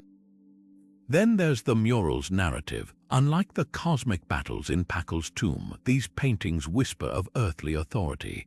On the north wall, a procession of women, rare in Maya art, carries ceremonial bundles, their faces serene beneath elaborate headdresses. One figure stands apart, her hand resting on the shoulder of a smaller attendant. Infrared imaging revealed this wasn't just any noble. Her headdress bore the sac hayunal, the white paper crown reserved for Palinx sovereigns. The message is clear, this was no consort, she ruled, but who was she? The bones tell a tantalizing tale. Carbon dating places her death around 600 AD, contemporary with Pakal. DNA analysis shows no blood relation, yet her burial rivals his in opulence. Some scholars argue she was his wife, the mother of his heirs. Others point to glyph fragments near. By that mention, a woman named Ixik Yol Iknal, Lady Heart of the Wind Place, a queen who reigned before Pakal, steering Palinx through a devastating war. Could this be her? The murals hint at an answer. Among the procession scenes, one detail chills. A kneeling figure offers not the usual jade or cloth, but a spondylus shell, a symbol of warfare and conquest. The true genius of these murals lies in their silent symbolism. Unlike the masculine aggression of later Maya art, power here is coded in fertility and renewal. Vines twist around the queen's sarcophagus, heavy with fruit. Water lilies, symbols of rebirth, float in painted pools beneath her feet. Even the cinnabar's toxicity feels intentional. Mercury doesn't degrade. It was meant to preserve her and poison any who disturbed her rest. Stand in that tomb today, and the red still vibrates untouched by centuries. That's the Red Queen's final lesson. While kings built pyramids to scrape the sky, she wrapped herself in the earth's own pigments. A ruler who understood that true power isn't just proclaimed, it's painted into the very walls of history. Perched on a cliff where turquoise waves crash against the Yucatan coast, the Temple of the Frescoes at Cholum isn't just a ruin, it's a celestial ledger painted by Maya hands. Step inside the dim, sea-salted chamber, and the walls hum with deities caught mid-motion, their stories woven into pigments that still cling stubbornly to the plaster after 8 centuries. The most arresting figure looms above the doorway, the so-called descending god, upside down as if plunging from the heavens, his legs bent like a diver's, his wings or perhaps rays of light fanning outward. This isn't just decoration, it's a manifesto in paint, declaring Cholum's dual role as both sacred sanctuary and bustling trade hub. What makes these murals extraordinary isn't just their survival in the corrosive coastal air, but their hybrid language. The descending god's posture mirrors Venus at its zenith, a celestial event marking optimal trading times for the Maya. His avian features, some argue their bee wings, linking him to the prized honey traded here, blend with solar motifs, suggesting he's not just a god but a bridge between sea, sky, and commerce. Infrared imaging reveals even more layers. Beneath the current paintings are earlier sketches where the deity's face bore markings of the Ekchua, the merchant god, later overpainted to emphasize his cosmic role. This wasn't just artistic evolution, it was theological branding tweaked as Cholum's influence grew. Then there's the palette, a testament to Cholum's far-reaching connections. The blues aren't the classic Maya blue found inland, but a unique cobalt forged from Caribbean coral and imported azurite, giving the waves behind the gods a lifelike shimmer. The reds derived not from local clays, but from hematite carried by canoe from Honduras, its richness reserved for divine figures to underscore their vitality. Even the black outlines were mixed with copal resin, a sacred incense traded along these same routes, turning every brushstroke into literal prayer. The mural's true genius lies in their functional sacredness. On the summer solstice, sunlight pierces the temple's narrow eastern window, striking a painted serpent's head on the back wall, a fleeting alignment signaling the start of the trading season. Nearby, a mural of the maize god sprouting from a conch shell isn't just mythology. It's a clever nod to Chelum's role as a grain exchange where coastal salt met inland corn. The artists even encoded practical knowledge. Constellations painted beside merchant deities correspond to actual star patterns visible during safe sailing months. Yet for all their cosmic grandeur, these walls pulse with human touches, a fingerprint smudged in the wet plaster of the descending god's wing, a child's doodle, likely an apprentice's of a rudimentary fish near the floor.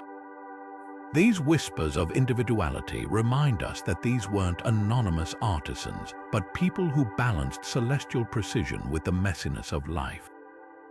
When hurricanes lashed the coast, they repaired murals with plaster mixed from crushed chukum bark, a local waterproofing trick. When new traders arrived from distant lands, they added their deities to the pantheon, blending cultures like pigments on a palette. Stand in that temple at dusk and the fading light plays tricks. The descending god seems to stir, his dive eternal yet urgent, a reminder that for the Maya, the sacred wasn't separate from the marketplace, but woven through it like the threads of a hammock.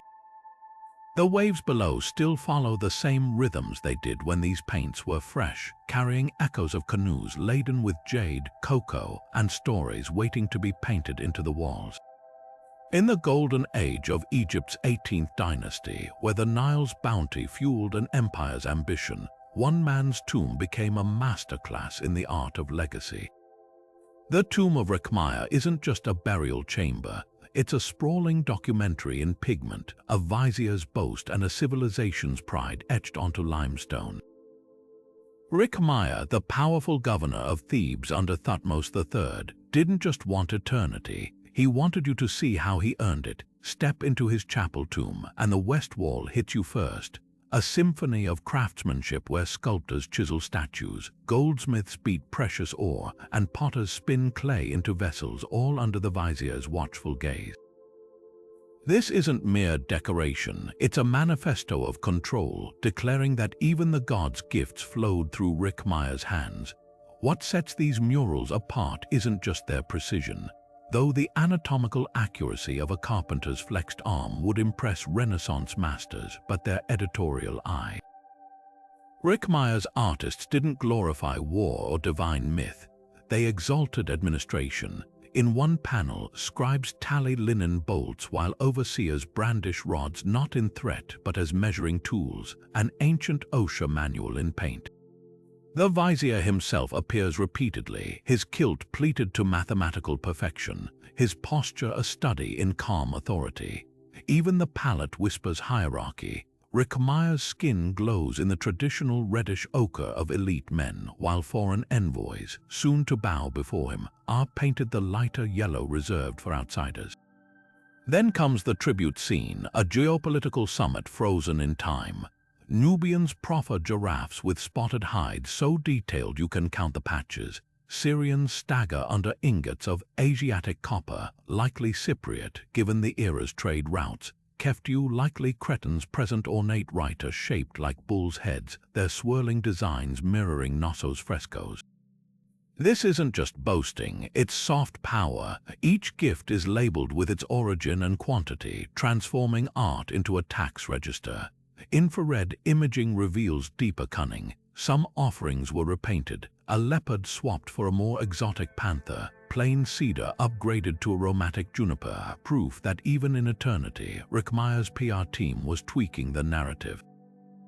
But the true stroke of genius lies in the absence. Unlike royal tombs crammed with underworld spells, Rekhmire's walls focus relentlessly on the living world. In the infamous Punishment of the Wicked scene, corrupt officials are beaten, not by demons but by other bureaucrats. The message, justice wasn't divine here, it was his daily work. Even the pigments reinforce this earthly authority. Analysis shows the reds were mixed with honey as a binder, creating a glossy, almost wet look that made scenes pulse under lamplight, perfect for impressing visiting dignitaries during memorial feasts. Most haunting isn't what's painted, but what's written. Hidden among the murals are snippets of Rekhmire's actual decrees. Do not accept a bribe, the official who cheats the poor will answer to Pharaoh. These weren't platitudes. One corridor depicts a rare moment of vulnerability, the vizier kneeling before Thutmose III, pleading for his tomb's approval. The pharaoh's reply, preserved in hieroglyphs: "You have served with a straight heart, rest now. Stand before these murals today and you'll notice something peculiar." The artists left their fingerprints in the plaster, not as mistakes but as signatures. That's the paradox of Rekhmire's tomb. It shouts his achievements, yet whispers the names of those who made him immortal.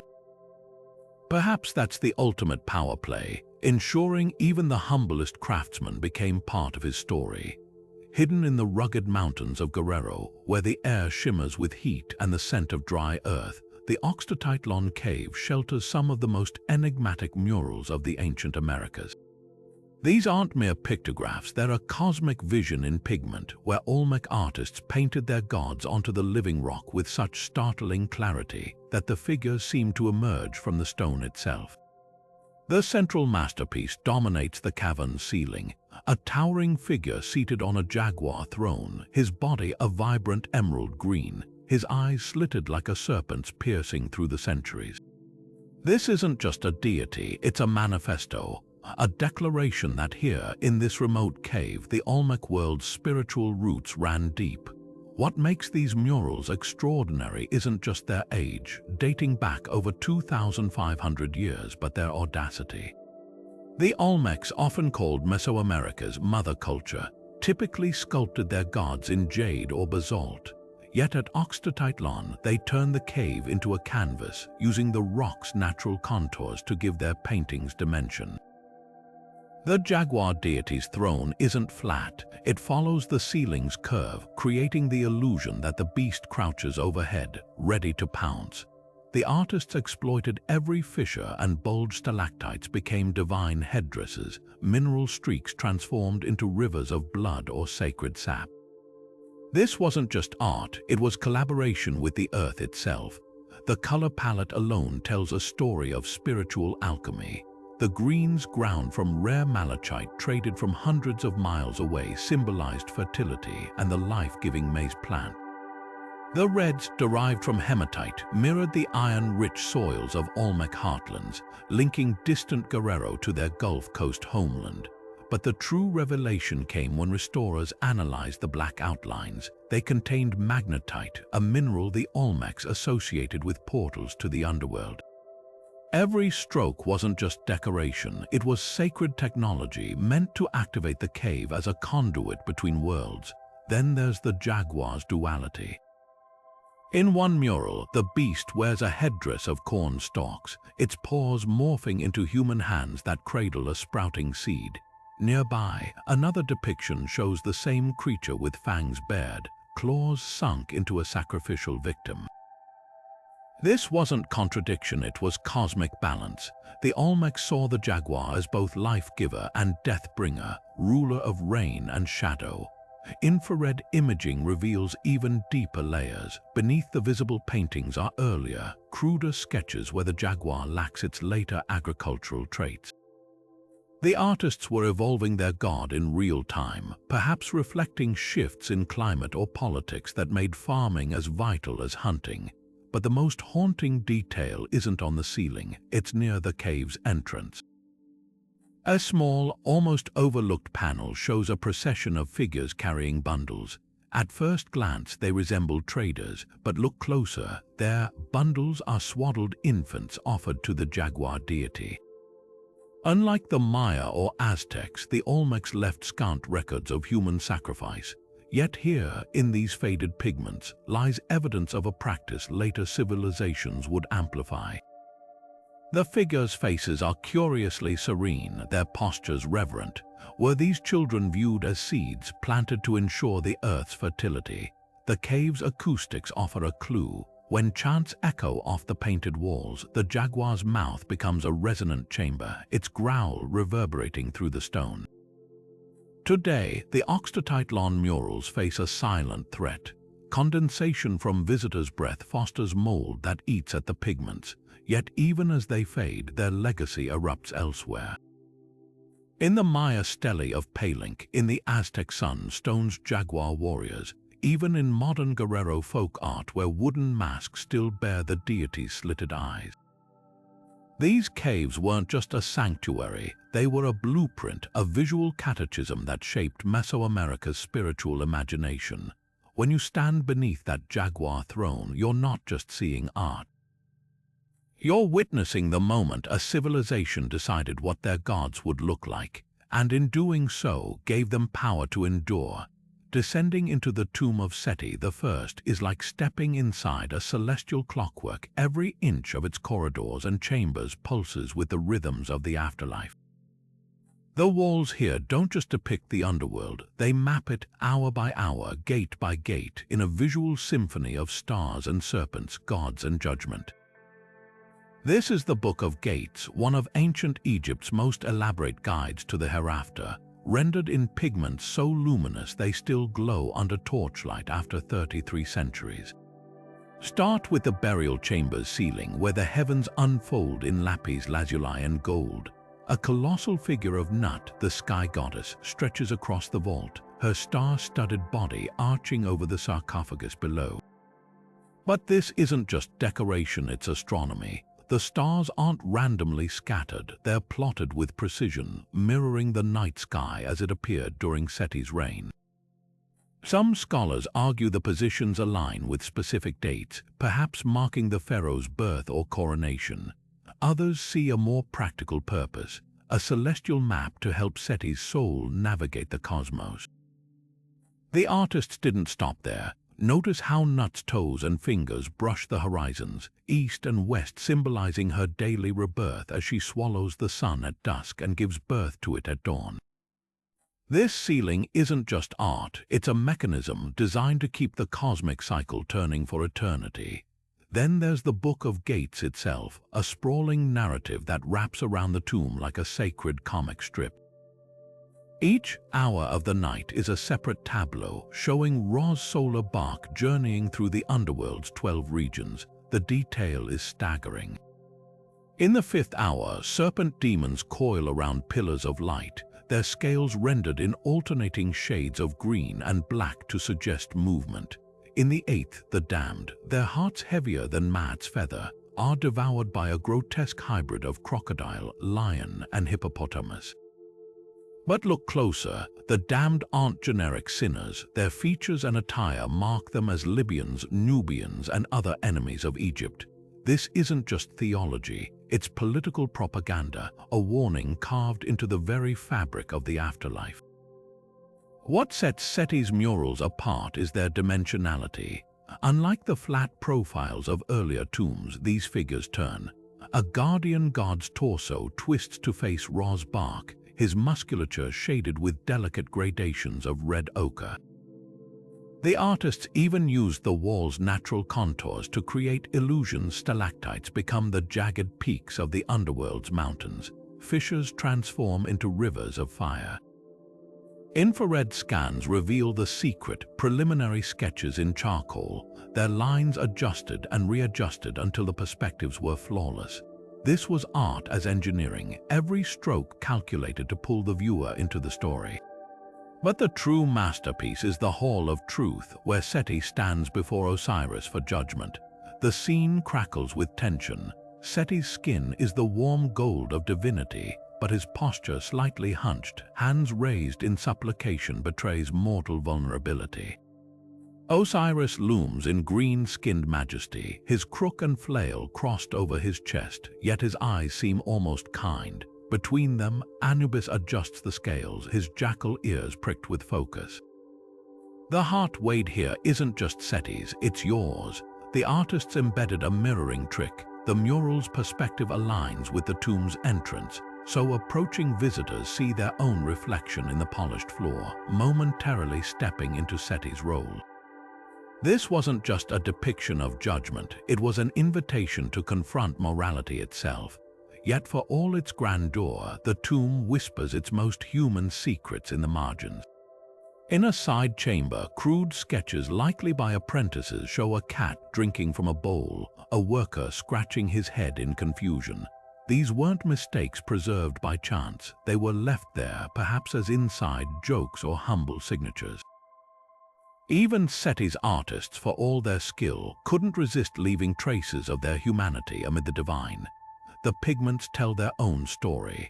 Analysis shows the blues weren't just costly lapis lazuli. They were mixed with ground glass to create a shimmer no natural mineral could achieve. The reds contained traces of myrrh, an offering to the gods, yes, but also a preservative to outlast time. Most poignant of all, in one corridor, archaeologists found a single paint-stained brush still resting on a ledge, as if its owner had just stepped away moments before. That's the magic of Seti's tomb. It doesn't just show us the afterlife, it captures the hands that built its vision, forever suspended between worlds. Deep in the tangled embrace of the Lacandan jungle, where vines snake across limestone temples and howler monkeys scream warnings through the canopy, the Temple of the Murals at Yaxchilan stands as a blood-stained epic written in pigment. These aren't just paintings, they're propaganda carved into the bones of the jungle itself, a royal saga where Maya kings rewrite history with every brushstroke. Step inside the temple's dim interior, and the walls erupt with scenes of conquest so visceral you can almost smell the iron tang of blood and the acrid smoke of burning copal. The central narrative pulses with the energy of a blockbuster. King Bird Jaguar IV, his body armored in jade and his headdress a thunderstorm of Quetzal feathers, stands triumphant over a bound captive. The prisoner's fingers splay in agony, his cheek pressed into the dirt, while the king's sandal rests on his back like a boot crushing a serpent. But look closer, this isn't random brutality. Every detail is calibrated symbolism. The captive's elaborate loincloth marks him as nobility, his defeat magnifying Bird Jaguar's glory. The scarlet ribbons spiraling from his wounds mirror the sacred ceiba tree's roots, binding his spilled blood to the earth's fertility. This wasn't just war, it was alchemy turning violence into divine mandate. What makes Yaxchilan's murals revolutionary is their cinematic storytelling. Unlike static royal portraits, these scenes unfold across walls like storyboards. In one panel, Bird Jaguar's queen, Lady Great Skull, kneels in a trance, her tongue pierced by a thorned rope to summon a vision serpent.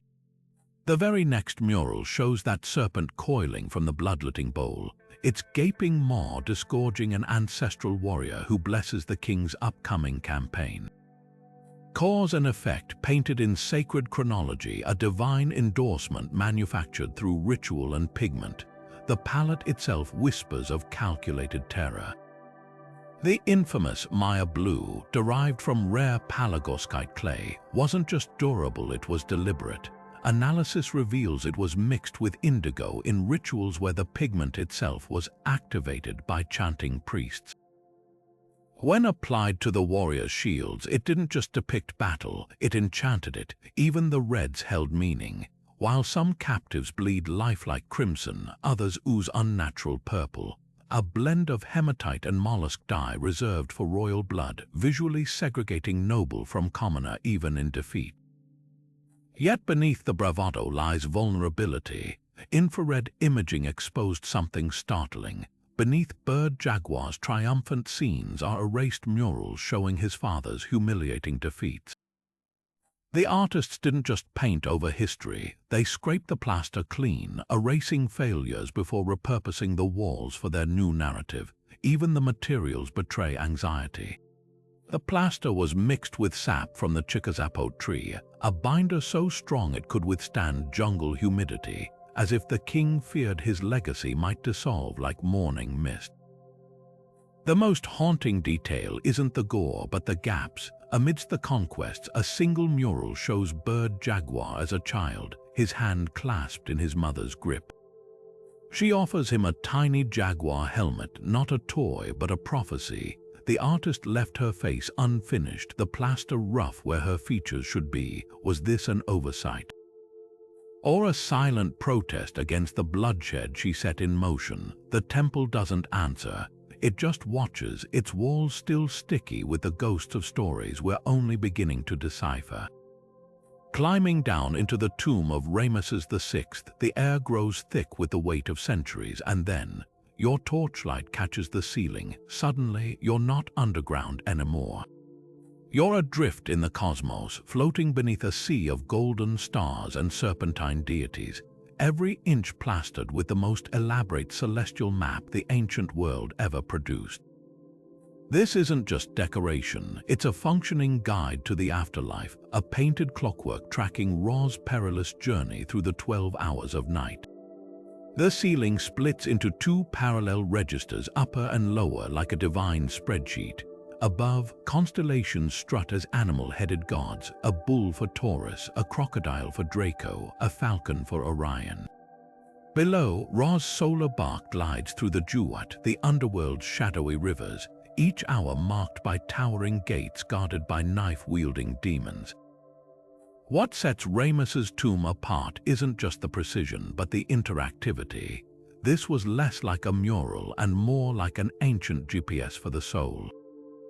The hours aren't just listed, they're strategized. In the 5th hour, Ra's bark transforms into a serpent to slip past Apep, the chaos dragon whose coils threaten to swallow the sun whole. Notice how the artists painted Apep's scales in alternating black and red, the colors of disorder, while Ra's serpent form shimmers with gold leaf, a visual battle between light and annihilation. The effect is cinematic. Torchlight would have made the gold ripple like moving scales, turning myth into immersive theater for the priests who performed rituals here. Then there's the science hidden in the symbology. The clock of the night isn't linear. The hours stretch and compress based on the seasons, reflecting the Egyptians' understanding of unequal daylight. The Deccan stars used to tell time are plotted with startling accuracy, their positions matching astronomical records from Ramesses' reign. Modern software recreations show something astonishing. If you'd stood beneath this ceiling in 1140 BC during the month of Peni, the depicted constellations would have perfectly mirrored the night sky. This wasn't just art, it was tech, a fusion of theology and empirical observation. But the true genius lies in the failures. Infrared scans reveal where artists corrected mistakes. A misplaced star here, a gate drawn too far left. These errors prove the ceiling wasn't copied blindly from some template. It was calculated, tweaked until it mirrored reality. Even the pigments betray innovation. The deep blues aren't just lapis lazuli, they're mixed with ground faience to refract light like the night sky's velvet depths, the red ochre outlining Apep. Enriched with iron oxide from meteorites, a literal embedding of cosmic chaos into the paint. Most haunting are the human touches. In the margins, barely visible, a smaller hand has sketched a crude Deccan star, likely an apprentice's practice. Nearby, a smudged fingerprint lingers in the wet plaster of the solar bark's prow. These whispers remind us that for all its divine grandeur, this ceiling was painted by people who laughed, doubted, and sweated under deadline. Perhaps that's the real magic of Ramesses' tomb. It doesn't just map the journey of a god, it captures the hands that dared to chart it, reaching across millennia to say, look. This is how we made sense of the dark. Deep within the Colombian Amazon, where the jungle canopy blocks all but slivers of sunlight, a sheer cliff face stretches for miles, a canvas of ochre and crimson that rewrites human history. Discovered in 2019 by a British Colombian team, these murals aren't just ancient art. They're a time machine transporting us to the Ice Age, when mastodons still shook the earth and giant sloths towered over the first humans to reach this untouched wilderness. Dubbed the Sistine Chapel of the Ancients, this 12-mile-long gallery contains over 12,000 individual paintings, their vibrancy defying the millennia. The scale alone is staggering. Animals and human figures dance across the rock in shades of red hematite mixed with tree resin to outlast the rainforest's decay. But it's the subjects that rewrite textbooks. Here, rendered with startling anatomical accuracy, are creatures extinct for 12,000 years. A mastodon with curling tusks, its trunk lifted in alarm, a paleolama, a camelid lost to time, even a megatherium, the elephant-sized sloth, its claws etched with such detail you can almost hear them tearing bark from prehistoric trees.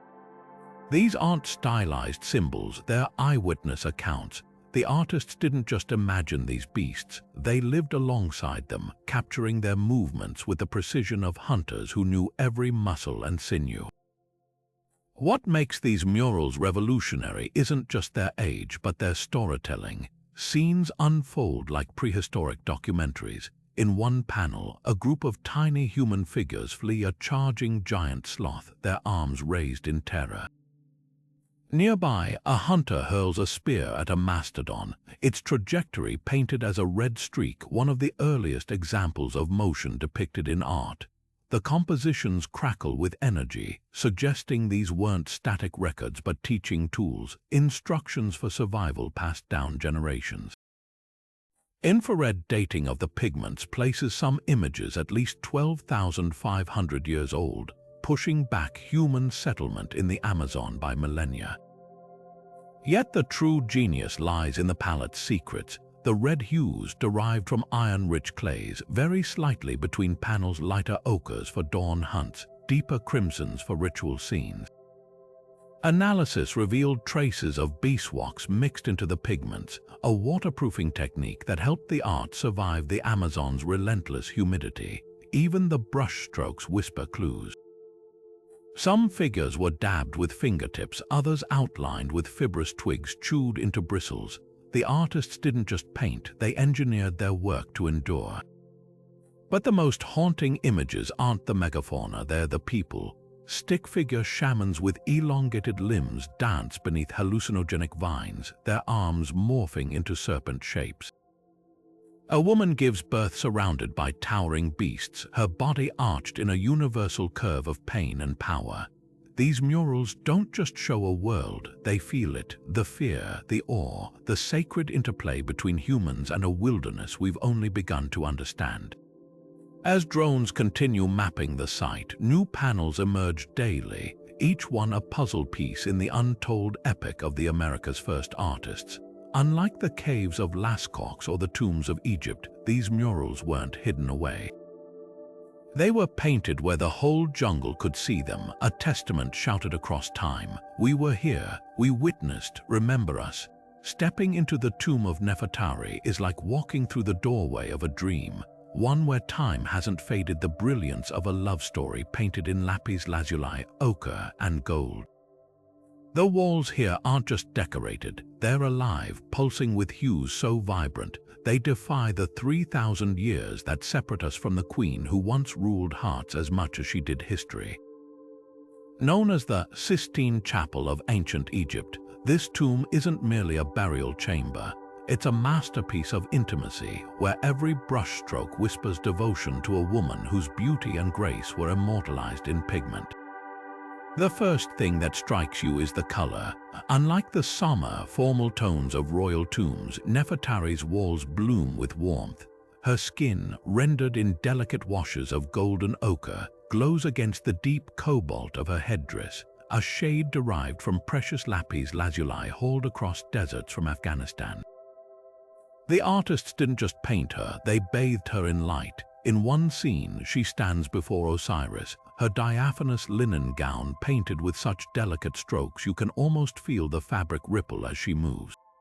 The god's emerald green skin mirrors her own jewelry, creating a visual dialogue between mortal and divine.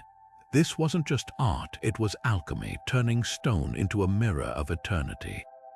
But what truly sets these murals apart is their humanity. Nefertari isn't depicted as a distant goddess or a rigid icon. She's real. In one panel, she plays Senet, her fingers poised over the game board, her face etched with quiet concentration. Another shows her offering lotus blossoms to Hathor, the goddess of love, her posture relaxed, her smile faint but unmistakable. These aren't stiff ceremonial poses, they're snapshots of a life cherished. Even the hieroglyphs here feel personal. Where most tombs boast of grand titles, Nefertari's inscriptions whisper endearments, beloved of Mut, sweet of love. Ramesses the Great, her husband, didn't just bury his queen here, he wrapped her in adoration. The craftsmanship borders on divine. artists employed techniques that still baffle modern conservators. To make Nefertari's robes shimmer, they layered translucent white gypsum over gold leaf, creating a fabric that glowed under torchlight. Her eyes, outlined in kohl so precise it could have been applied yesterday, were painted with crushed malachite, giving them a depth that seems to follow you across the chamber. And then there's the ceiling, a midnight sky of indigo dotted with golden stars, each one positioned to align with constellations from the night of her burial. This wasn't just decoration, it was a celestial map ensuring her soul would navigate the afterlife as effortlessly as she once commanded a room. Yet for all their opulence, the murals guard heartbreaking fragility. When the tomb was rediscovered in 1904, humidity had already begun its slow assault.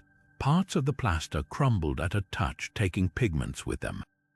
Today, visitors peer through glass at scenes partially erased, a sandaled foot fading into the stone, a hymn to Isis now just a ghost of ink. But even in loss, there's poetry. In one damaged panel, only Nefertari's outstretched hand remains intact, her fingers curling toward the god Thoth as if to say, "Take me, but remember me like this, not as dust but as light."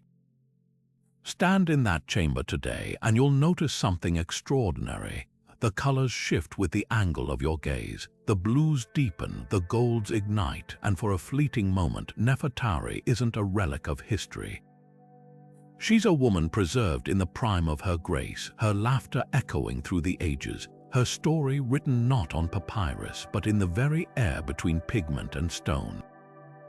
Baked into the arid cliffs of Peru's northern coast, where the desert meets the ruins of a civilization that worshipped blood and water in equal measure, the Temple of the Sun murals pull back the veil on the Moch world, a realm where warrior priests walk the razor's edge between divinity and brutality. Step into this ceremonial complex, and the walls erupt with scenes so vivid, so unflinching, they feel less like ancient art and more like frozen moments ripped from a sacred drama. Here, amidst ochre and crimson splashes, high-status figures clad in intricate regalia kneel before decapitated prisoners, their own hands raised not in mercy but in offering. The Moch didn't just depict sacrifice, they staged it, turning pigment into a permanent record of their pact with the gods. What makes these murals electrifying isn't just their violence but their precision. Every element is charged with meaning. The warrior priests wear crescent-shaped headdresses adorned with owl faces, symbols of night and the afterlife, while their cheeks are marked with stripes of red cinnabar, mimicking the blood they'd shed in ritual combat. Their prisoners, by contrast, are painted in muted earth tones, stripped of adornment, their necks often elongated like those of seabirds, creatures the Moch associated with messengers to the spirit world.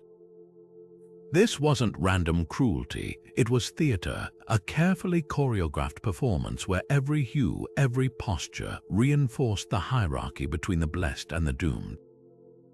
The centerpiece mural is a masterpiece of controlled chaos, a procession of priests carrying golden goblets filled with a frothing liquid, likely chicha beer laced with hallucinogens. Above them looms the decapitator god, a peak, his spider-like fingers clutching a toomey knife, his face a mix of human and feline features. What chills isn't just the imagery but the technique. The artists used a rare copper-based green to outline the god's limbs, making them seem to shimmer under torchlight, an early form of visual effects designed to awe worshippers. Infrared scans reveal layers of revisions beneath the final painting, suggesting the scene was tweaked to match actual rituals as they evolved. This wasn't static dogma, it was liturgy in flux, a dialogue between earth and the divine. Yet buried in the brutality are whispers of tenderness. One oft-overlooked panel shows a priest cradling a cup not toward the gods, but to a sprouting maize plant, its stalks painted in vibrant yellows layered over real gold dust. The message is clear: sacrifice wasn't just about death, it was fertility, renewal, the belief that blood nourished the land as surely as rain. Even the materials betray this duality. The reds derived from iron-rich hematite were mixed with seawater, a nod to the Moche's reverence for El Niño's life-giving floods, while the blacks contained charcoal from ritual fires, binding the art to the very ceremonies it depicted.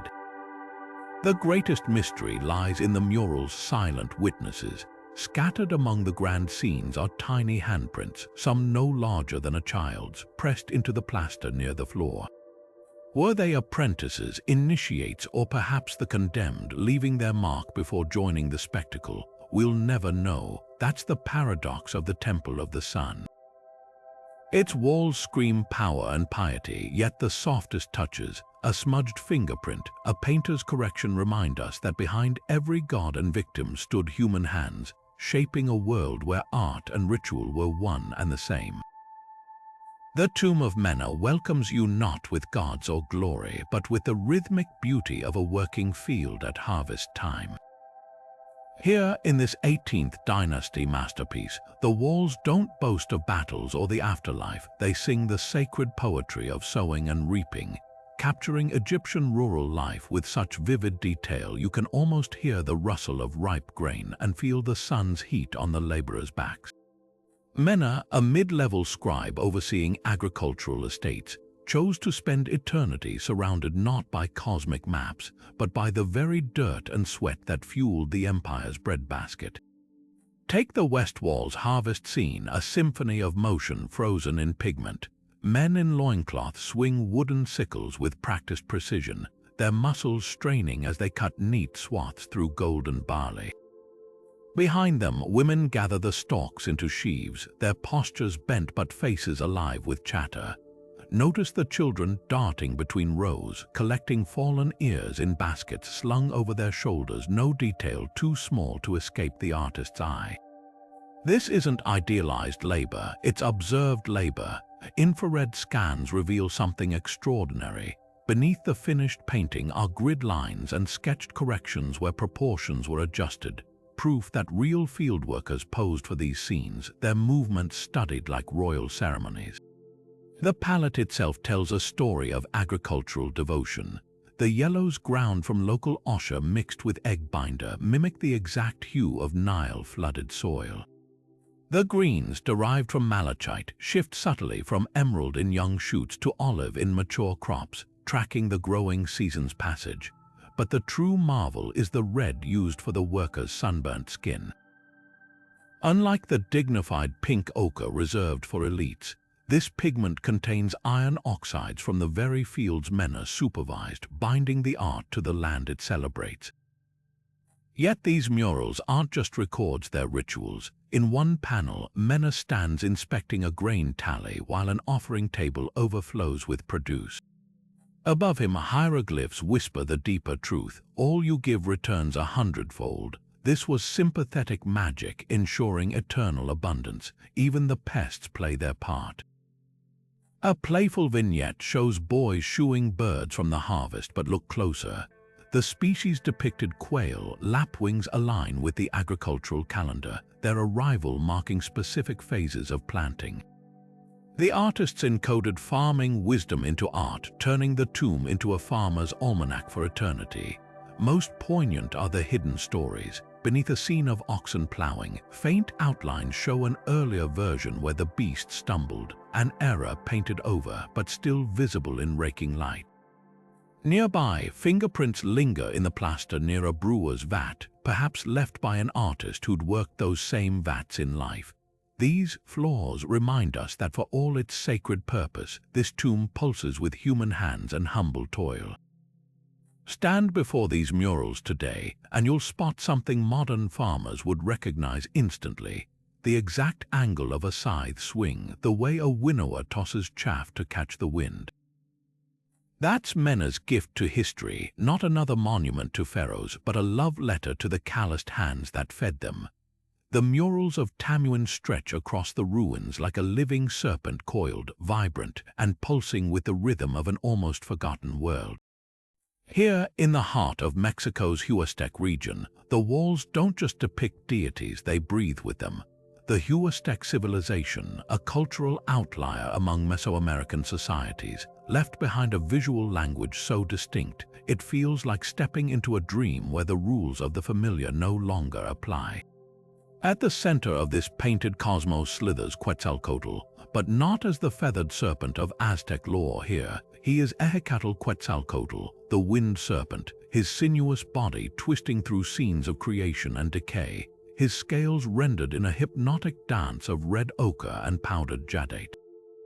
What makes these murals extraordinary isn't just their artistry, but their ambiguity.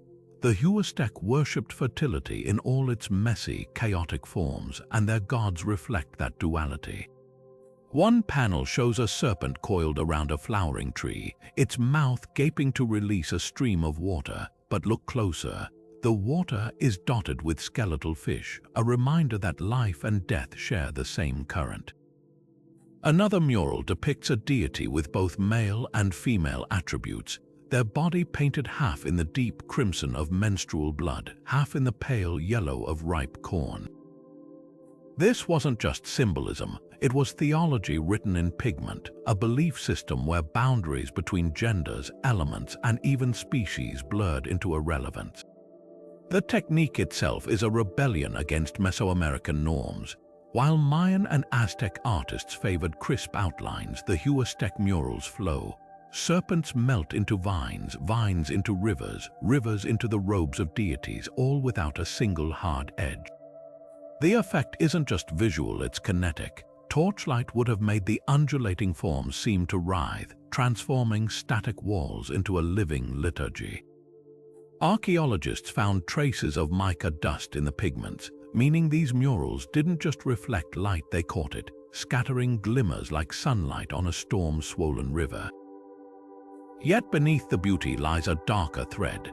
The mural known as the Bloodletting shows a priestess offering her own blood to the serpent god, her forearm slit with an obsidian blade, her face eerily serene. Unlike the theatrical violence of Aztec sacrifice, this scene is intimate, almost tender.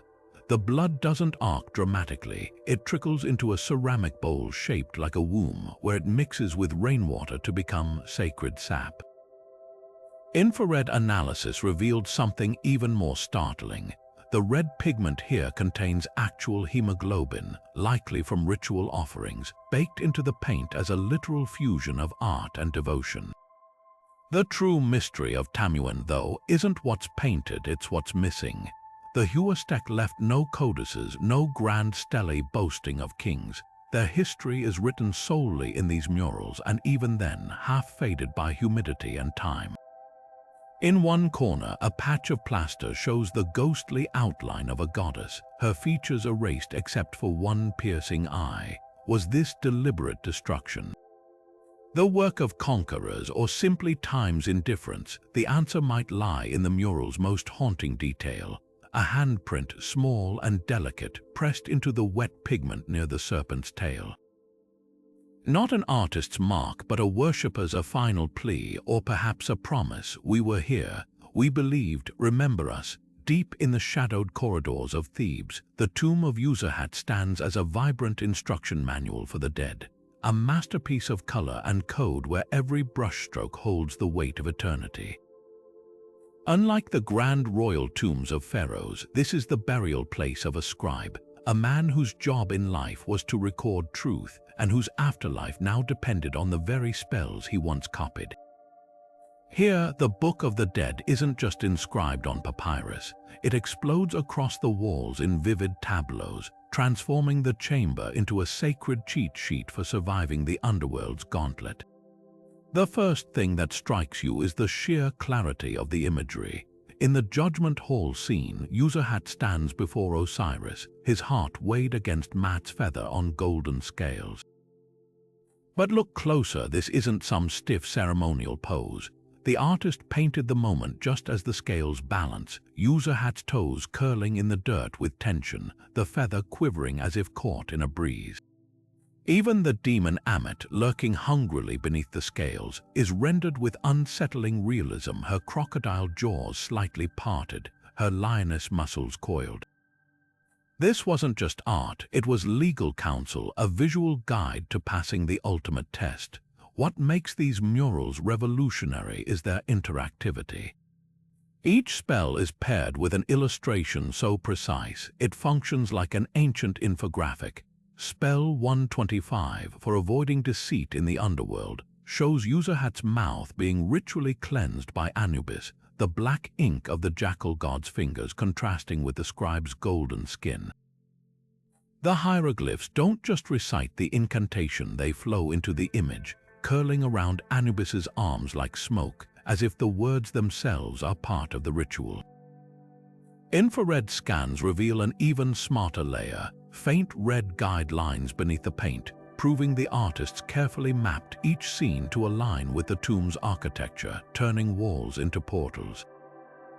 Then there's the color cryptography. Userhat's skin is painted in classic reddish ochre, but his bar-soul bird shimmers in an unnatural turquoise, a pigment mixed from malachite and ground faience, symbolizing its celestial nature. The demons, their scales alternate between hematite red and charcoal black, a visual cue to their chaos, but the real stroke of genius is in the negative space. Shadows aren't just absence of light, they're painted in thin washes of indigo, transforming them into literal pockets of the underworld Userhat must navigate. Most poignant are the hidden edits, beneath spell 148, which guarantees air for the nostrils. Conservators found an earlier version where Userhat's face was slightly older, the lines around his eyes more pronounced. The final mural smooths his features not out of vanity, but because the afterlife demanded eternal youth. Even the pigment's whisper personal touches his scribbled palette, depicted in one corner, contains traces of real ink, as if the artists embedded his earthly tools into the magic. Stand in that tomb today and the murals still hum with urgency. Torchlight would have made the gold leaf accents flicker like stars, the blues deepen into midnight. This wasn't just a tomb, it was a workshop for immortality, where a lowly scribe armed with pigment and prayer dared to outwit the gods themselves. The final message isn't written in glyphs, but in the unerased fingerprint smudged near Userhat's shoulder, some artist's hand saying, "Go on." I've lit the way. Beneath the massive stone blocks of Teotihuacan's Temple of the Feathered Serpent lies a secret chamber where the walls pulse with color, a hidden underworld of murals so vivid they seem to writhe in the flicker of a flashlight's beam. Discovered in 2003 during a groundbreaking excavation, these paintings aren't just decorations, they're a theological explosion, a riot of feathered serpents, warrior gods, and watery underworlds that rewrite everything we thought we knew about Mesoamerica's most enigmatic city. Step into the tunnel beneath the pyramid, and the first thing that strikes you is the blue, not the muted tones of most ancient pigments, but a radiant, almost electric hue that blankets the walls like liquid sky. This is Maya blue, a pigment so chemically stable it defies time, made from rare palagorskite clay and indigo. But here's the mystery: Teotihuacan wasn't a Maya city. The presence of this pigment reveals a sprawling trade network, a cultural exchange so profound that artisans hundreds of miles apart shared sacred recipes. The feathered serpent itself, Quetzalcoatl, coils across the ceiling in emerald and gold, his body morphing seamlessly from scales to feathers to rushing water, a visual metaphor for the city's control over earth, sky, and the life-giving storms that fed its empire. What makes these murals revolutionary isn't just their artistry, but their violence. Unlike the serene processions of later Aztec art, Teotihuacan's serpent is a god of war. His jaws gape around warriors clad in owl-head helmets, their obsidian spears dripping crimson. Infrared imaging reveals something even darker. Beneath the top layer of paint, earlier murals show decapitated heads stacked like fruit, their blood pooling into stylized rivers. This wasn't just myth, it was memorial. Archaeologists found actual headless skeletons buried in the pyramid's foundations, their spines aligned with the painted rivers, proof that art and sacrifice were two sides of the same ritual. Yet for all its brutality, the chamber whispers of delicate sophistication. The artists used the cave's natural moisture to their advantage, mixing pigments with cactus sap to create a glossy, almost wet finish that made the serpents glisten in torchlight. In one corner, a warrior's shield shimmers with powdered pyrite, its reflective surface designed to catch the light like a disco ball in the dark. The effect would have been hypnotic, flickering gold against the blue, turning the chamber into a kinetic theater of divine power. The true stroke of genius lies in the scale of the illusion. The serpent's body isn't flat, it curves around the chamber's corners, using forced perspective to create the illusion of depth. From one angle, the god seems to dive toward you. From another, he recedes into the underworld. This wasn't just painting, it was virtual reality, a three-dimensional portal designed to transport initiates into the cosmic struggle between order and chaos. Modern laser scans show the artists even adjusted the ceiling slope to amplify certain chants, turning the chamber into a resonant drum. But the most haunting detail isn't the serpent or the warriors, it's the absence. Unlike later Mesoamerican art, there are no rulers here, no boastful inscriptions. The power belongs solely to the gods. Some scholars argue this reflects Teotihuacan's collective leadership, a society so devoted to cosmic balance that individual kings were erased from the narrative. Others point to the mural's hidden layers, early sketches where the serpent lacked feathers, suggesting the cult of Quetzalcoatl evolved over time, perhaps through conquest or revelation. Stand in that chamber today and the air thrums with unfinished business. The paint stops abruptly in places as if the artists fled mid-stroke. Were they driven out by invaders? Or did they seal the tunnel themselves, preserving their vision for a future they knew would outlast them? The walls don't answer. They just glow, silent and stubborn, a testament to the hands that once dared to paint the divine, and the city that vanished before we could ask it why. Stepping into the tomb of Nakht feels less like entering a burial chamber and more like crashing the most lavish party of the 18th dynasty. One where the beer never runs dry, the music never fades, and the harvests never fail. This humble scribe's final resting place, tucked away in the Theban necropolis, is a riot of color and motion, its walls splashed with scenes so vibrant they seem to hum with laughter and the clinking of cups. Forget solemn judgment halls or grim underworld trials. Nakht's eternity is a perpetual banquet, a wheat-gilded paradise where work and celebration blur into one endless sun-dappled afternoon. The west wall explodes with the energy of a feast in full swing. Musicians pluck lutes with fingers curled in perfect rhythm, their gold bracelets catching the light as if mid-swing. Dancers twist in diaphanous linen, their bodies bending like reeds in the Nile's current. But the real stars are the guests, women with cones of perfumed fat melting into their braided wigs, their laughter practically echoing off the plaster as they lean to share gossip over brimming cups of wine. Nakht himself sits at the center, his skin glowing in the traditional reddish ochre of an elite official, one hand raised in toast, the other clutching a lotus blossom, symbol of rebirth, yes, but also of sheer sensory pleasure. This isn't just a funeral tableau, it's a manifesto. Nakht wasn't just praying for survival in the afterlife, he was demanding joy, yet beneath the revelry lies meticulous symbolism. Every grape cluster, every golden loaf is painted with botanical precision, ensuring Nakht's celestial pantry would never empty. The artists employed a trick of perspective here. Food piled on tables is shown from above, as if viewed by the gods, while the human figures are rendered in profile.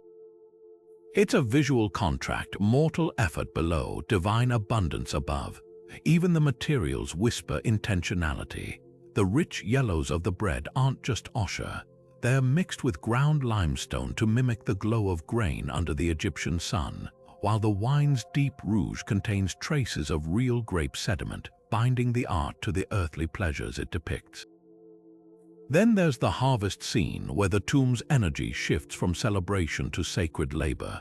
Here, nilometer in hand, Nakht supervises workers gathering flax and barley, but notice the details that lift this from mundane record-keeping to high art.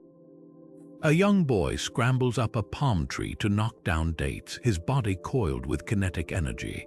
An old woman pauses to adjust her sickle, her face lined with exhaustion and quiet pride. Unlike the rigid formalism of royal tombs, these figures move, their poses capturing the back and forth rhythm of agricultural life. Infrared imaging reveals something even more remarkable.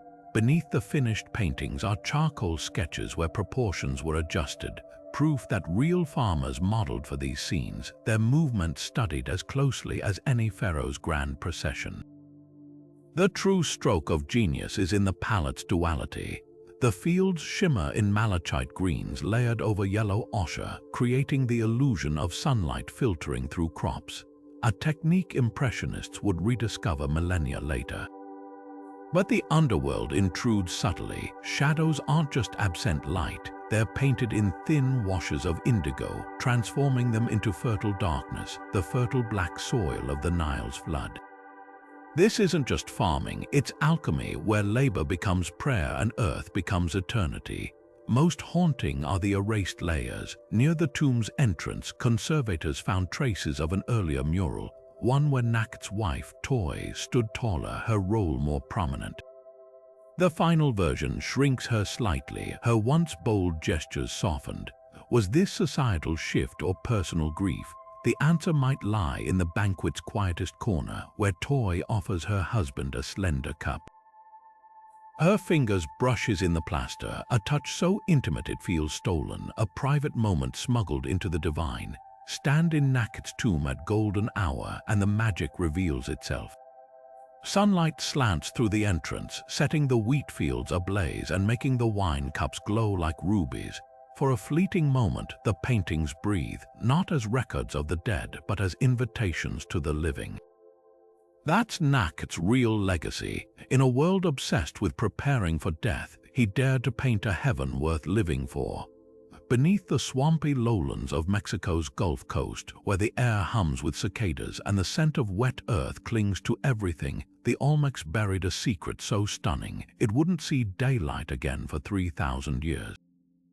At La Venta, the spiritual heart of Mesoamerica's first great civilization, archaeologists uncovered not just artifacts, but an entire landscape of colossal stone mosaics carefully laid in the dirt, then ritually entombed beneath layers of colored clay. These aren't mere decorations, they're 15-meter-wide puzzles of serpentine blocks, arranged into geometric patterns that may represent the snarling face of a jaguar god, only fully visible from the heavens. What chills the spine isn't just the mosaic's scale, but their intentional invisibility. The Olmecs didn't build these for human eyes. After painstakingly arranging thousands of hand-carved tiles into cosmic designs, some resembling jaguar masks with slit pupilled eyes, others swirling like storm clouds, they buried them within ceremonial platforms, sealing them under strata of pristine sand imported from miles away. This was art made to be unseen, a conversation between creators and gods, hidden like a sacred time capsule. The tiles themselves, cut from rare blue-green serpentine, glow unnervingly when wet, as if the jungle's sweat brings them back to life. The mosaic's purpose remains one of archaeology's great riddles. Some scholars believe they're portals, literal maps of the Olmec underworld, where jaguars ruled as shape-shifting deities. The tiles' magnetic properties add eerie weight to this theory. Certain blocks contain natural lodestone, causing compass needles to quiver when placed atop them. Were these mosaics ritual compasses, guiding shamans through spiritual realms? Others argue they're seasonal calendars. When mapped, the tiles align with solstice sunrises, their curves mirroring the sun's annual path. Yet the most haunting interpretation comes from their burial context. Each mosaic lies precisely below where La Venta's pyramids would later rise, as if the Olmecs were planting sacred blueprints for their temples to grow from. The craftsmanship borders on obsession. Each serpentine tile was pecked and polished to millimeter-perfect precision, their edges beveled to interlock like scales. Infrared scans reveal something even more astonishing. The tiles weren't laid flat. They sloped slightly inward, forming a shallow basin that would have filled with rainwater during storms. Picture it, the mosaics submerged, their colors intensifying as the water transformed them into shimmering pools, a deliberate illusion of the jaguar god emerging from his watery domain. This wasn't just art, it was alchemy, turning stone into liquid, earth into mirror.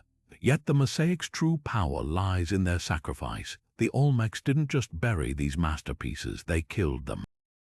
Excavations found layers of crushed pottery, burned bones, and jade axes, all ritually broken, strewn atop the tiles before burial. The message is clear: creation and destruction were two sides of the same sacred act. By entombing their art, the Olmecs ensured its power wouldn't dissipate into the world, but remain concentrated, vibrating silently beneath the feet of future generations. Today, replicas at La Venta's outdoor museum let visitors walk atop the ghostly patterns, but the originals still lie buried, some protected, others left in situ, too fragile to move. There's poetry in that. The mosaics were never meant to be displayed. Their magic lives in their absence, in the knowledge that beneath our feet, the jaguar's snarl still waits, coiled in the dark, half stone, half god, forever on the edge of awakening. The tomb of Konsumheb doesn't just depict the afterlife, it puts you on trial. Step inside this shadowy Theban chamber, and the west wall hits you like a courtroom drama. Konsumheb, a mid-level priest, stands frozen before the scales of Mat, his fate hanging in the balance between a feather and his own pounding heart. But this isn't some generic scene copied from a funerary text. Every detail here is personal. The priest's face, painted in delicate washes of golden ochre, is lined with a mix of defiance and vulnerability, an astonishing departure from the stoic idealism of royal portraits. His hands aren't rigidly clasped in prayer, they hover mid-gesture as if he's pleading his case directly to Osiris, whose emerald-green skin seems to pulse under flickering torchlight. This isn't just art, it's testimony, a mortal man's last attempt to argue his way into paradise. What makes these murals extraordinary is their forensic attention to the judgment process. The Book of the Dead usually reduces this scene to a symbolic vignette, but Konsumheb's artists unpack it like a legal flowchart. On the left, Anubis checks the scales balance with the precision of an accountant, his jackal ears pricked in concentration. Thoth, ibis-headed and wielding a scribe's palette, records the verdict not in hieroglyphs, but in a tiny, almost comically detailed scroll unfurling at his feet, a visual punchline underscoring bureaucracy's reach even in the divine realm. Then there's Ammit, the devourer, lurking beneath the scales. Most tombs paint her as a static monster, but here, her crocodile jaws are slightly parted, saliva dripping in glistening rivulets of translucent resin mixed with hematite. She's not just waiting, she's salivating. The palette itself operates as moral code. Konsumheb's heart, rendered in glossy carnelian red, isn't a lump of muscle, but a miniature version of himself, complete with tiny arms clutching an ankh. The feather of Mat, by contrast, shimmers with powdered faience and crushed mother of pearl, giving it an otherworldly glow no earthly plume could match. This visual dichotomy screams the scene's stakes, his very essence weighed against cosmic order. Even the pigments whisper theology. The black outlining Ammit isn't mere soot, it's ground magnetite, a mineral the Egyptians associated with portals to the underworld, ensuring the scene wasn't just seen but activated by her presence. Yet for all its grandeur, the tomb guards intimate secrets. Infrared imaging revealed something startling beneath the judgment scene, an earlier, clumsier version where Konsumheb's heart tips the scales downward. Was this a first draft acknowledging human imperfection, or did the priest demand a rewrite, gambling that art could cheat fate? The answer might lie in the ceiling, where a constellation map aligns with the night sky of his burial date, as if hedging his bets by tethering his soul to the stars' eternal clockwork. Most haunting isn't the judgment, but what comes after. On the adjacent wall, Consum have now justified tills the fields of the afterlife, but look closer. The stalks of wheat are painted with real chaff mixed into the pigment, and his hoe strikes the ground at the exact angle farmers used along the Nile. This isn't the generic paradise of pharaohs, it's the heaven of a man who missed the feel of dirt under his nails. The artists signed their work too, not with names, but with fingerprints pressed into the wet plaster near the harvest basket. A defiant whisper beneath the divine pomp, "We too were here." Hidden beneath the towering temple of the inscriptions at Palenque, where howler monkeys shriek through the jungle canopy, lies a mural that shattered modern understanding of Maya cosmology. The walls here don't just decorate Pakal the Great's tomb, they propel him through the cosmos, turning stone into a rocket ship of pigment and prophecy. Step into the vaulted chamber, and the east wall erupts with a scene so dynamic, early archaeologists mistook it for ancient astronautics. Pakal sprawls backwards on a serpent-winged throne, his body arched like a diver mid-plunge as the world tree, a celestial axis made flesh sprouts from his torso, its branches cradling a star-strewn sky. This isn't mere burial art, it's a launch sequence capturing the exact moment the king's soul breaks free from earthly tethers. What makes these murals revolutionary isn't just their complexity, but their perspective. Unlike the flat profiles of classical Maya art, Pakal's journey explodes into 3 dimensions. The artists used forced perspective centuries before the Renaissance. His outstretched limbs recede into the background, while the Milky Way swirls around him in spirals of Maya blue. Infrared scans reveal the trick. Preliminary sketches in charcoal show the artists painstakingly adjusted the angles, erasing and redrawing until the illusion of depth was flawless. Even the colors heighten the effect. Pakal's skin glows in warm ochre, while the underworld creatures he flees are rendered in cooler greens and blacks, creating visual push and pull between salvation and damnation. Then there's the sarcophagus lid itself, a monumental slab carved with the same cosmic roadmap painted on the walls. The king descends along the ecliptic plane, his path intersecting with celestial markers that correspond to specific dates in the Maya long count calendar. But look closer, the constellations aren't static, they're positioned to match the night sky on the exact day of Pakal's death in 683 AD. This wasn't symbolic, it was navigation. The murals functioned as a celestial GPS, ensuring the king's soul would sync with cosmic rhythms during his journey. Modern astronomers have confirmed the precision. The starry crocodile, depicted biting the sun, aligns with the constellation Scorpio during the solar eclipse that occurred months before Pakal's burial.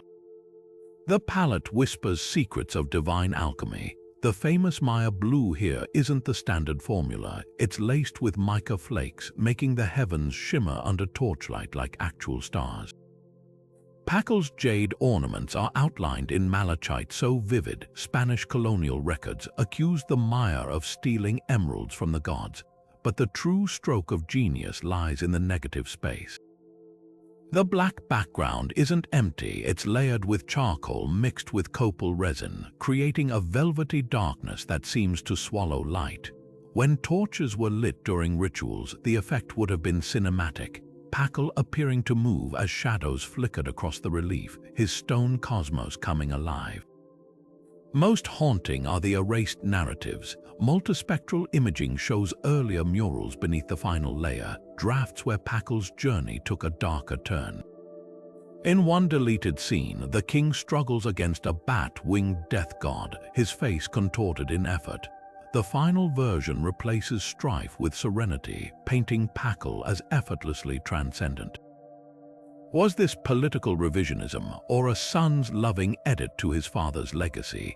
The answer might lie in the west wall's most tender detail, a small handprint likely left by Kayinish Khan Bolam, Pakal's heir, who supervised the tomb's completion. Pressed into the pigment near the world tree's roots, it's less a signature than a silent promise. Your path is lit. Now go, stand in that crypt today, and the murals still hum with intention. The Maya believed images held power, that to depict something was to invoke it. These walls weren't just illustrating Pakal's journey, they were ensuring it, turning pigment and plaster into a vessel strong enough to carry a king beyond the stars. The real magic isn't in the art's beauty, but in its unwavering conviction that carefully laid colors and precisely charted heavens could cheat death itself. The tomb of Anan stands as a paradox frozen in pigment, a bridge between two worlds tearing at the seams. As brother to Akhenaten, the heretic pharaoh who upended centuries of tradition, Anan occupied a precarious space, high priest of Amun in the old religion while bound by blood to the radical new sun cult of Aten. His Theban tomb murals crackle with this tension, each brushstroke a negotiation between obedience and revolution. Take the West Wall's procession of gods. At first glance, its classic Theban formalism, Anubis with his jackal muzzle, Hathor crowned with solar discs but linger and the deviations emerge. The deity's elongated fingers curl with uncharacteristic fluidity, their limbs gently rounded where sharp angles would have once ruled. This is the Amarna style creeping in, that distinctive softness Akhenaten's artists pioneered. Even the palette betrays duality. The traditional ochres and lapis blues remain, but they're layered with a new vibrancy, honey gold highlights on Anan's skin, a peculiar peach tint to the offerings. Analysis revealed why. These were Atenist pigments mixed with powdered sunstone to catch light as if illuminated by the solar disk itself. The real rebellion, though, hides in the details. In one scene, Anan receives the Ankh of life not from Amun, but from a ray of sunlight subtle enough to avoid heresy charges, yet unmistakable to those versed in Amarna symbolism. Nearby, his family's portraits break convention. Where elite tombs typically showed stiff, idealized kin, Anan's wife and children laugh as they pile lotus blossoms into his arms, their faces alive with individual quirks, a son's crooked tooth, a daughter's dimpled cheek.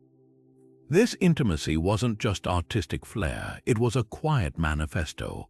The Amarna revolution prized truth over perfection, and here, under the watchful eyes of traditionalist priests, Anan smuggled that ethos into sacred space.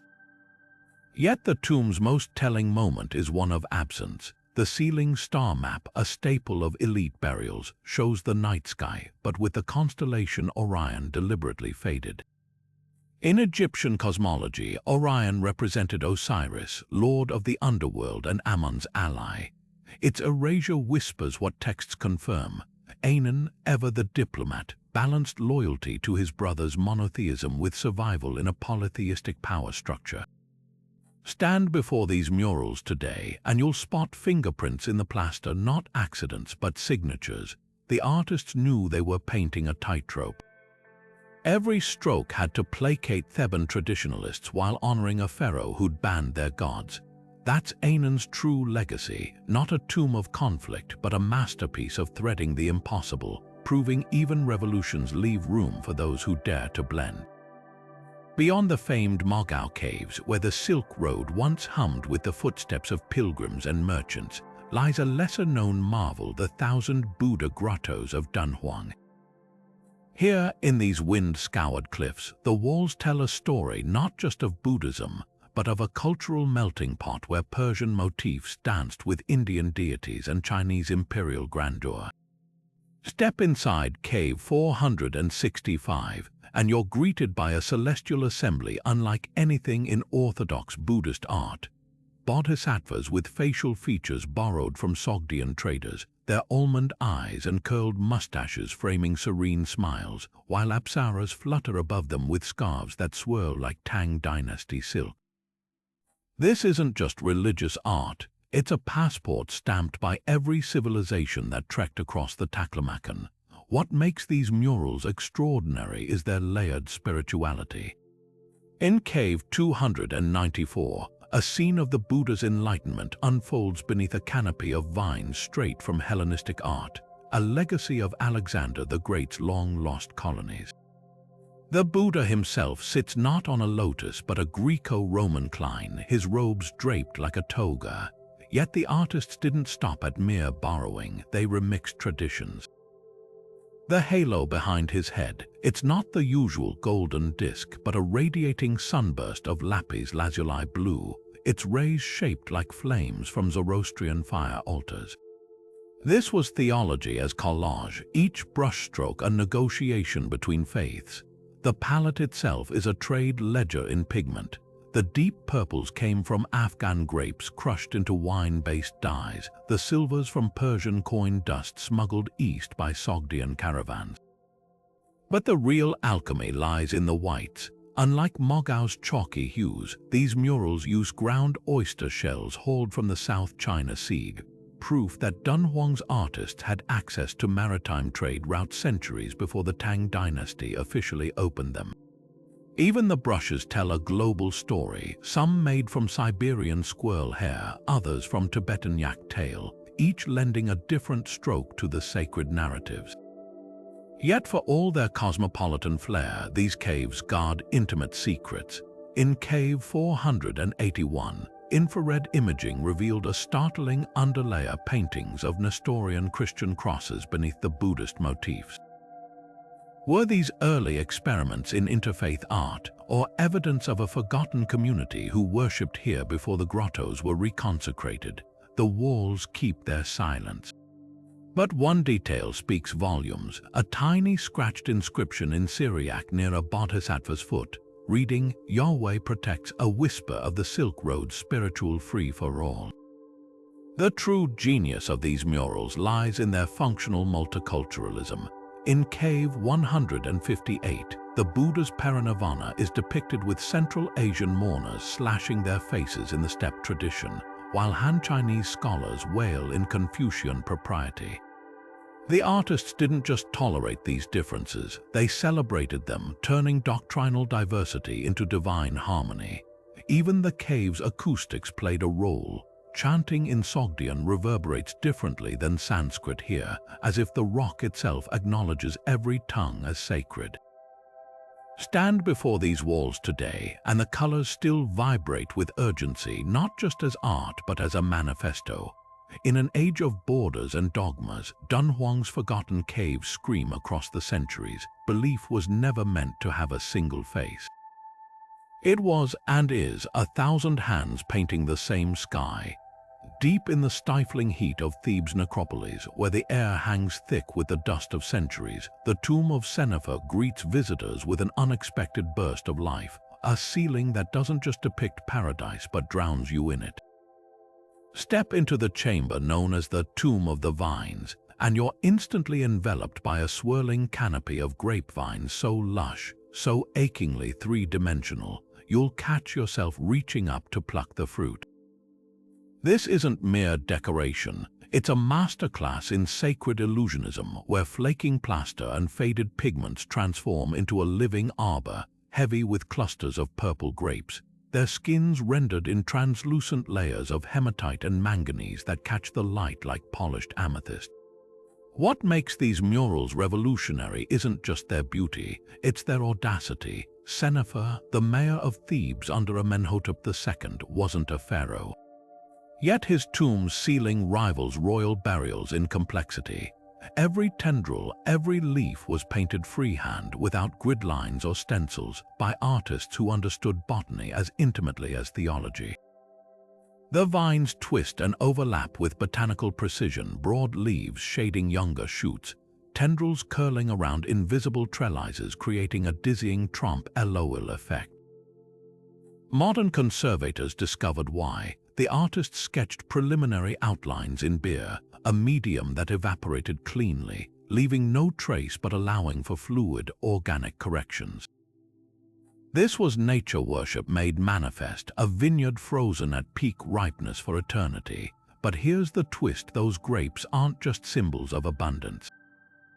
Their weapons, infrared imaging revealed hidden figures woven into the foliage. Mischievous dwarfs like Bes, the protector god, lurking among the leaves, their grinning faces camouflaged by clusters. Some clutch knives, others wine jugs, as if guarding Senefer's feast from underworld thieves. The message, even in death, the mayor's table would never lack for wine or protection. The pigments themselves were consecrated, mixed with traces of real wine and pomegranate juice, turning each brushstroke into a liquid offering. The true genius lies in the ceiling's architecture. Senefer's burial chamber is unusually low, forcing visitors to crouch beneath the grape-laden vault. This wasn't poor planning, it was design. The cramped space mimics the dappled shade of a vineyard trellis, while the uneven plaster surface amplifies torchlight, making the grapes seem to sway. Archaeologists found residue of myrrh and Kai-Fi incense in wall niches. When burned, the smoke would have curled through the painted vines like morning mist, completing the sensory deception. Yet beneath the opulence whispers a quiet rebellion. Most elite tombs emphasized grain, the staple of life, but Senefer, a self-made man who rose from scribe to mayor, chose grapes, the luxury of artisans and traders. In one corner, barely noticeable, a single vine withers, its leaves edged in gold, a nod to the withering and regrowth of Nile-flooded fields. Even in eternity, Senefer refused to forget the precariousness of earthly power. Stand beneath that ceiling today, and the colors still vibrate not just as art but as audacity. A middle-class official dared to paint his paradise not with gods or battles, but with the fruit of earthly joy, insisting that even the afterlife could taste as sweet as wine fresh from the press. High in the mist-wreathed jungles of Palenque, where the ruins of the Mayan city still echo with whispers of divine kings, the Temple of the Cross stands as a portal to a realm where royalty and religion blur into one. Its murals aren't just art, they're alchemy, transforming sacred trees into bloodlines and royal coronations into cosmic events.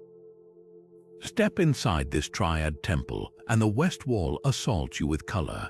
A towering world tree, its branches heavy with celestial birds and its roots coiled around the underworld, while King Canbolam, Palenque's greatest ruler, stands at its base, his body wrapped in the serpentine embrace of divinity.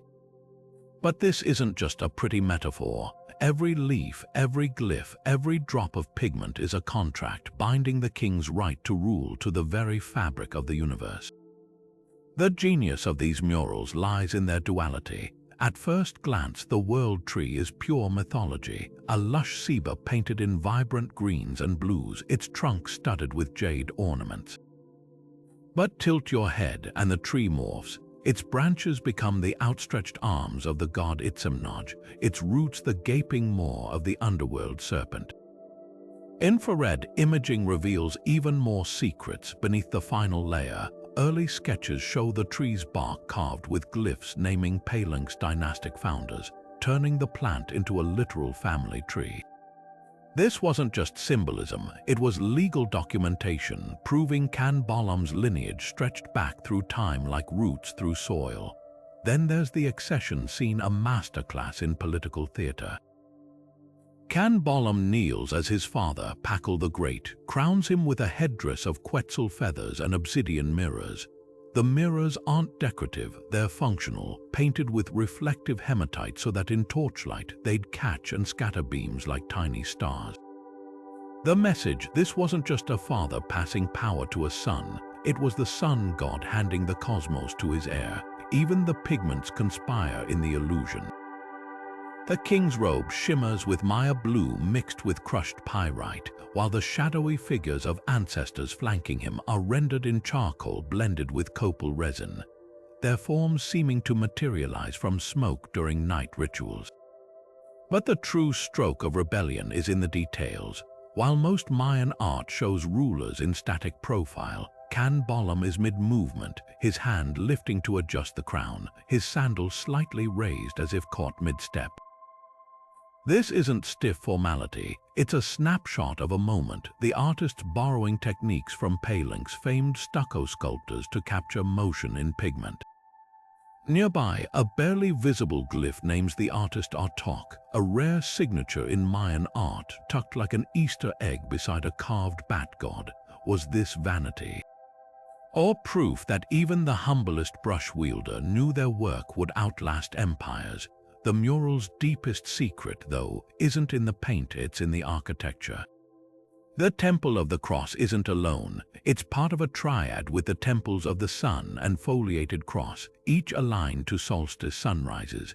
On the summer solstice, dawn light pierces the Temple of the Cross's doorway, striking the World Tree mural at precisely the spot where Khanbalam's forehead touches the trunk. For one fleeting moment each year, the king's flesh and the sacred tree fuse into one, a solar spotlight declaring his right to rule. The artists engineered this effect by mixing their pigments with mica dust, ensuring the tree would glow when illuminated, while Khanbalam's skin remained matte, grounding him in the mortal realm even as he communed with gods.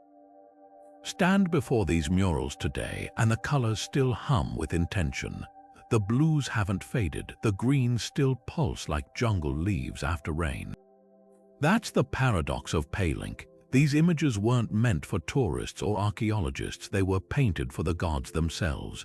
A plea scratched in pigment and plaster, let this dynasty endure. And in a way it has. The kings are dust, their city swallowed by vines, but the murals keep their vigil, whispering across centuries that power isn't just taken, it's painted into existence. In the shadow of his father Ramesses the Great's colossal monuments, Prince Khanbalam chose a different legacy, not conquests carved in stone, but the quiet dignity of laborers immortalized in pigment. His tomb, tucked away in the Saqqara necropolis, bursts with scenes so vibrantly mundane they feel revolutionary. Potters spinning clay with cracked hands, glassblowers puffing cheeks around molten rods, carpenters shaving cedar into coffins with sweat-slicked brows.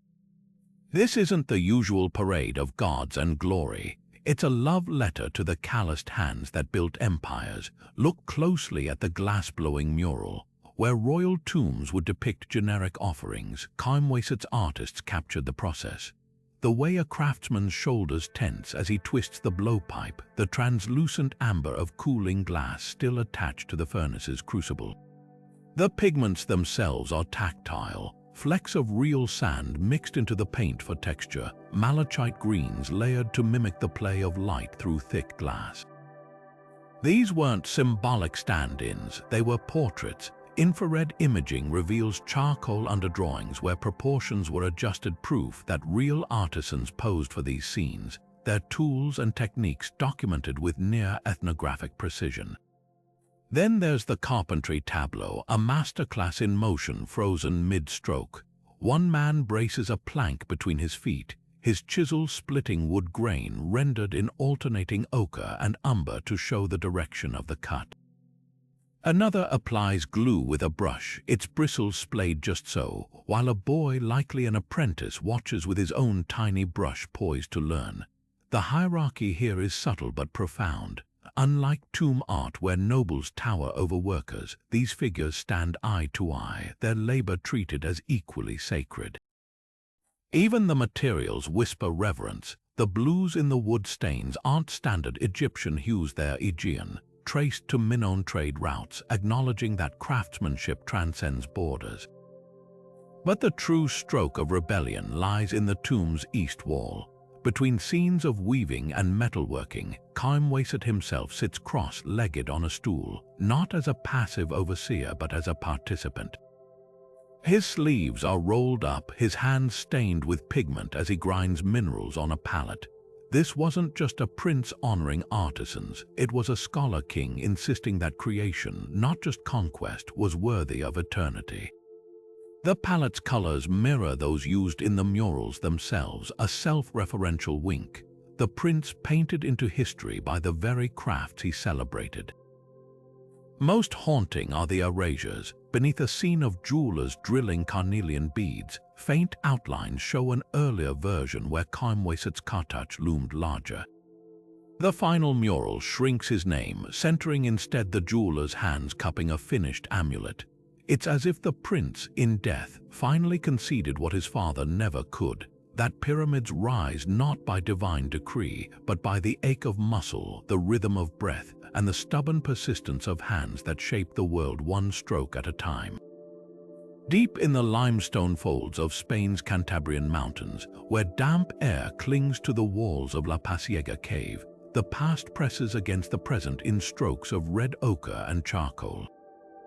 This isn't just art, it's a language, one etched by Paleolithic hands over 64,000 years ago, long before the pyramids or Stonehenge. The walls here don't boast hunting scenes or animal figures.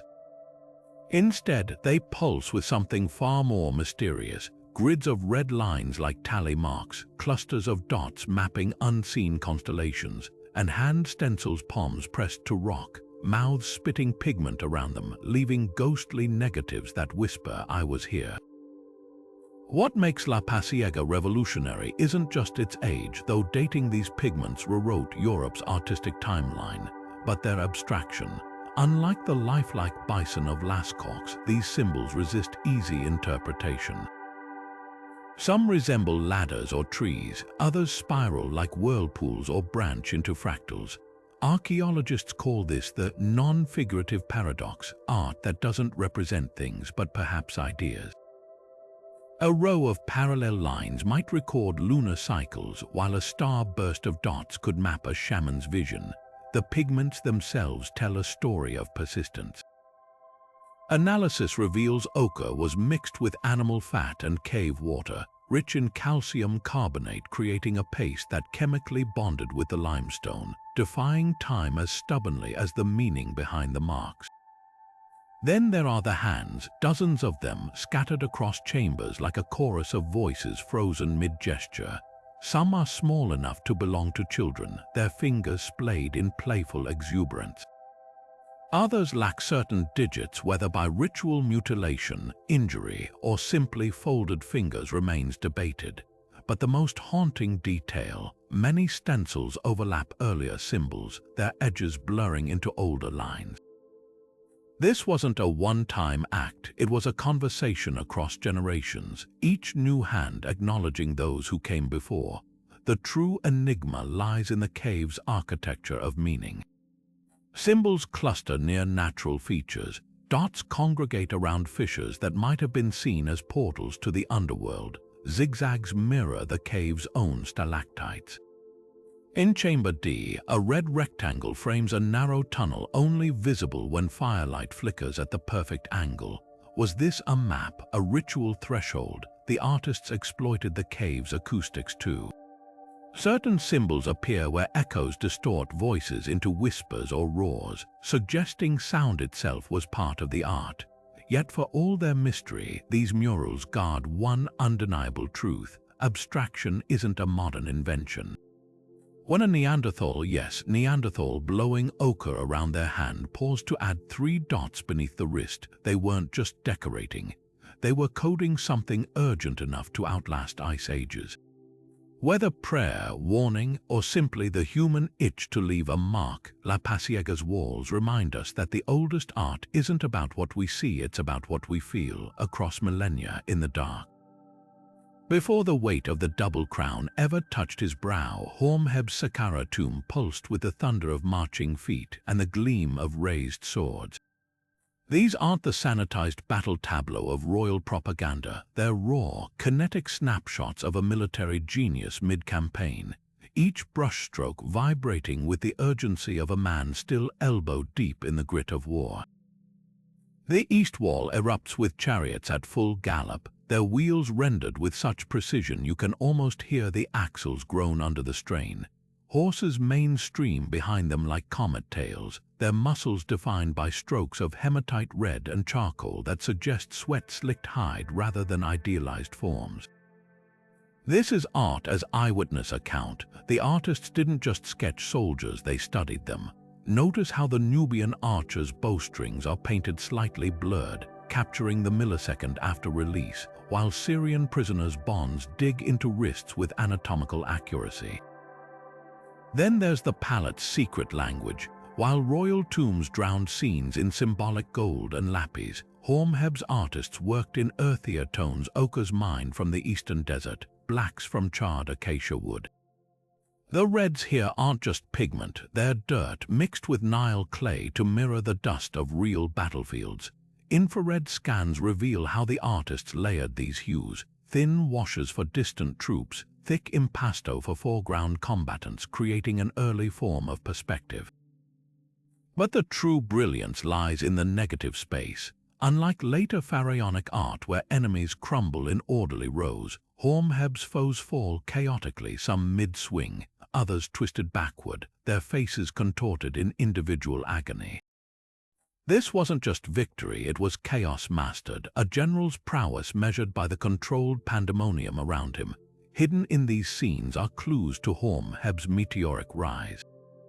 Among the troops, one figure recurs, a broad-shouldered commander with a distinctive sidelock, his kilt striped in alternating blue and gold. Art historians argue this is Horemheb himself, positioned strategically near key battles, not as a godlike hero but as a tactician. In the Siege of Megiddo panel, he's slightly apart from the fray, one hand raised to signal flanking archers. The detail is subliminal messaging, leadership over brute force. Even the chariot scenes whisper psychology. Where rivals depicted solitary warriors, Horemheb's chariot carries two driver and archer, highlighting his emphasis on teamwork. The artists drove this home materially. The chariot's gold leaf was applied thinner on the spokes, making them shimmer more when torchlight hit, drawing the eye to these collaborative moments. Yet for all its bravado, the tomb guards one startling vulnerability. Beneath a scene of triumphal offerings, conservators found a hastily painted-over figure, a woman likely Horemheb's first wife, Mutnejmet, holding a sistrum near the war spoils. Her outline survives in ghostly carbon lines, her role erased as Horemheb's ambitions outgrew his humble origins. It's a rare crack in the facade, reminding us that even these vibrant murals were edited, revised, not just art but propaganda in progress. Stand before these walls today and the hierarchy of power remains palpable. The north wall's crowning scene shows Horemheb receiving honors from Amenhotep III, not as pharaoh to subject but as equal warriors. The old king's hand rests on Horemheb's shoulder in a grip that's neither paternal nor patronizing, but the firm clasp of one soldier recognizing another. That's the genius of this tomb. It doesn't just depict battles, it decodes them, offering a blueprint for how a commoner could climb Egypt's ladder not through birth, but by making sure every scar, every strategic gamble was painted into history. Deep within Palenque's labyrinth of temples, where the jungle's breath steams against limestone, the Temple of the Foliated Cross hides a secret written in pigment and metaphor. Here, the walls don't just depict gods and kings, they merge them, weaving the sacred journey of the maize god into the very DNA of royal power. Step into the dim inner sanctum, and the central mural strikes like lightning. A young Can Bolam, Palenque's ruler, emerges from the cleft of a monstrous earth serpent, his body sprouting corn leaves as if flesh and stalk are one. This isn't mere symbolism, it's alchemy, transforming a mortal king into the living embodiment of agricultural rebirth. What makes this mural revolutionary isn't just its artistry, but its narrative audacity. Unlike static royal portraits, Can Bolam's transformation unfolds across the chamber like a sacred comic strip. To the left, he kneels as a child, cradling a baby maize plant in cupped hands, a nod to his given name, Snake Jaguar the Corn Sprout. The central panel shows his apotheosis, his limbs elongating into green shoots, his jewelry morphing into husks, while attendants, likely priests, pour water from conch shells over his roots. The right wall completes the cycle with his coronation, now as a mature ruler, but with ears of corn braided into his headdress. This wasn't just a coronation story, it was theater, scripting the king's life as a botanical epic where his victories mirrored the seasonal death and rebirth of the maize crop. The palette itself is a theological argument. Can Bolam's skin isn't the usual Maya blue-green of royalty, but a golden ochre, the exact hue of ripe corn. The maize leaves shimmer with a unique pigment blend, yellow ochre mixed with powdered jade dust, fusing the plant's vitality with the stone's eternity. Even the serpent's maw framing his rebirth crackles with innovation. Its teeth aren't white but striped in hematite red and charcoal, mimicking the variegated kernels of ancestral maize strains still cultivated by the Maya today. Yet the true stroke of genius lies in the mural's hidden mechanics. During excavations, archaeologists noticed something peculiar. The temple's alignment channels the summer solstice sunrise directly onto the maize god panel. For 5 minutes each year, sunlight pierces the doorway, igniting the jade-infused leaves into emerald fire while leaving Canbolam's human half in shadow. This wasn't just decoration, it was sacred engineering, turning stone and pigment into a solar-powered proclamation of divinity. The most haunting detail isn't in the art but beneath it. Infrared imaging revealed earlier sketches where the king's transformation was less complete, his human features more distinct, his maize elements tentative. The final version erases this hesitation, fully merging man and plant. Was this artistic evolution, or proof that Canbolam's claim to divine kinship grew bolder with time? The answer might lie in the glyphs flanking the mural, which don't just describe the scene, they reenact it with verbs in the present tense. He becomes the maize. He rises with the rains. Stand before this mural today, and the colors still vibrate not as relics, but as a defiant refusal to separate king from crop, power from sustenance. Paleolithic artists didn't just paint a myth, they rooted their ruler in the eternal cycle of seeds splitting open in the dark, insisting that true sovereignty wasn't taken but grown. The tomb of Painesi cracks open a window to the most radical family portrait in Egyptian history, one where pharaohs don't just rule, they parent. Unlike the stiff, godlike poses of traditional royal art, these Amarna period murals pulse with startling intimacy. Akhenaten lounges on a cushion, his belly soft and relaxed as his daughter Meritaten tugs playfully at his beaded collar. Queen Nefertiti perches beside him, not with the usual ceremonial rigidity, but leaning into her husband's shoulder, her sandaled foot brushing his in a whisper of domestic comfort. This wasn't mere propaganda, it was a theological earthquake, painted in pigments bold enough to match the heresy they proclaimed. What shocks isn't just the informality, but the palate's rebellion. Gone are the cool lapis blues and golds of divine portraiture. Here, the royals glow in warm ambers and carnelian reds, their skin flushed as if caught in the actual Aten sunlight they worshipped. Nefertiti's famous profile, usually rendered in flawless symmetry, shows subtle asymmetry here. One eye slightly narrower from squinting against the sun, a faint crease where she'd laughed. These weren't idealized gods, they were people painted with a realism so radical it bordered on sacrilege. Then there's the composition's secret language. Traditional Egypt art stacked figures by rank, but Painesi's murals arrange the family in a loose circle, Akhenaten's outstretched arm forming a solar arc around his daughters as they clamber over his lap. The effect is deliberate. The sun disk's rays, painted in electrifying streaks of gold leaf, extend from Akhenaten's fingertips to caress each child, visually merging royal affection with divine light. Even the hieroglyphs bend to this new intimacy. Instead of the usual formal titles, Akhenaten is labeled simply as Father, Nefertiti as Mother who soothes the sun god's heart. But the true stroke of genius lies in the erased layers. Infrared imaging reveals Painesi's original sketches followed old conventions, Nefertiti smaller, the children as stiff mini-adults. The final version bursts free, a toddler's chubby hand gripping Akhenaten's earlobe, a spilled fruit bowl staining the palace tiles. This wasn't just stylistic evolution, it was doctrine. By showing their bodies as mortal Akhenaten's crooked spine, a daughter's skinned knee, the murals dismantled millennia of pharaonic infallibility, insisting divinity lived not in perfection, but in the messy, loving act of being human. Most haunting is the mural's afterlife. After Akhenaten's fall, traditionalists hacked at the scenes, chiseling away the Aten's rays.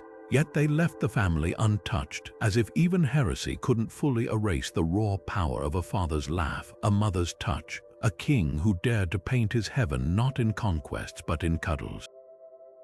Deep in the limestone caverns of France's Ardèche Gorge, where the air hangs thick with the chill of millennia, the walls of Chauvet Cave awaken with a menagerie of beasts so lifelike they seem to breathe. These aren't crude sketches, they're performances, 30,000 years of preservation freezing motion mid-stride. Lions with shoulders tensed for a kill, woolly rhinos locking horns in a clash of curled menace, horses galloping so fluidly their hooves blur against the rock. The artists didn't just draw animals, they channeled them, using the cave's natural undulations to give their subjects dimension. A bison's hump follows a bulge in the stone, its spine curving with the rock's own contours. Torchlight would have animated these figures further, shadows pooling in the engraved lines to make muscles twitch and eyes gleam with predatory focus. What makes Chauvet revolutionary isn't just its age, though being twice as old as Lascaux rewrites art history, but its technical audacity. These painters worked with tools akin to early airbrushes, blowing pigment through hollow bones to create soft gradients on a mammoth's fur. They mixed charcoal with manganese dioxide for blacks so velvety they absorb light, then scratched details into the damp walls with flint berens, leaving grooves that catch the faintest glow. In the panel of the horses, they layered red ochre beneath black outlines, giving the animals' flanks a warmth that pulses under flickering flame. This wasn't doodling, it was cinematography, using texture and light to simulate movement millennia before the first film reel. Then there's the storytelling. Unlike later cave art focused on solitary prey, Chauvet's walls buzz with narrative. In the lion panel, a pride of cave lions, males lacking manes, their faces eerily wolf-like stalks a herd of bison. One lioness crouches low, her tail twitching in charcoal strokes that imply anticipation. The bison, though, aren't passive victims. They're alert, heads raised, nostrils flared, a frozen moment of predator and prey locked in mutual awareness. Some scholars argue this isn't a hunting scene but a memory, painted by shamans who'd witnessed such encounters and sought to capture their raw tension. Infrared scans reveal even deeper layers. Beneath the visible lions are earlier, fainter sketches where the composition was less balanced, proof that these artists iterated, refining their vision over generations. But the true stroke of genius lies in the negative space. In the chamber of the bear, a lone cave bear towers over the viewer, its bulk defined not by lines but by the absence of them. The artist used the rock's natural stains as the bear's fur, carving only the edges of its silhouette to make it emerge from the stone like a spectre. Nearby, paw prints fossilized in clay, some from bears, others human, circle a single red handprint on the ceiling. This wasn't random.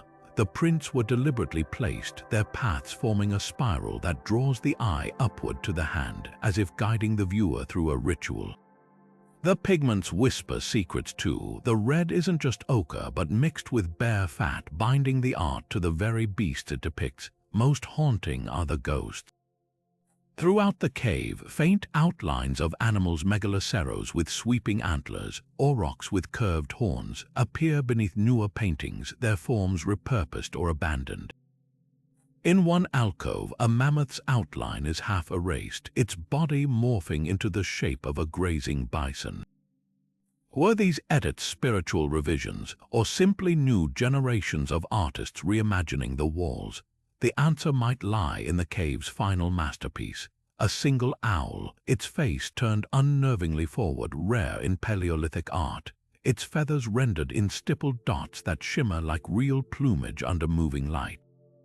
Owls were likely feared as death omens, yet here it's painted with exquisite care, a guardian at the cave's deepest threshold, watching over 30 millennia of secrets. Stand before these walls today and time collapses. The charcoal still smells faintly of ancient fires. The calcite curtain covering some paintings sparkles like frozen rain.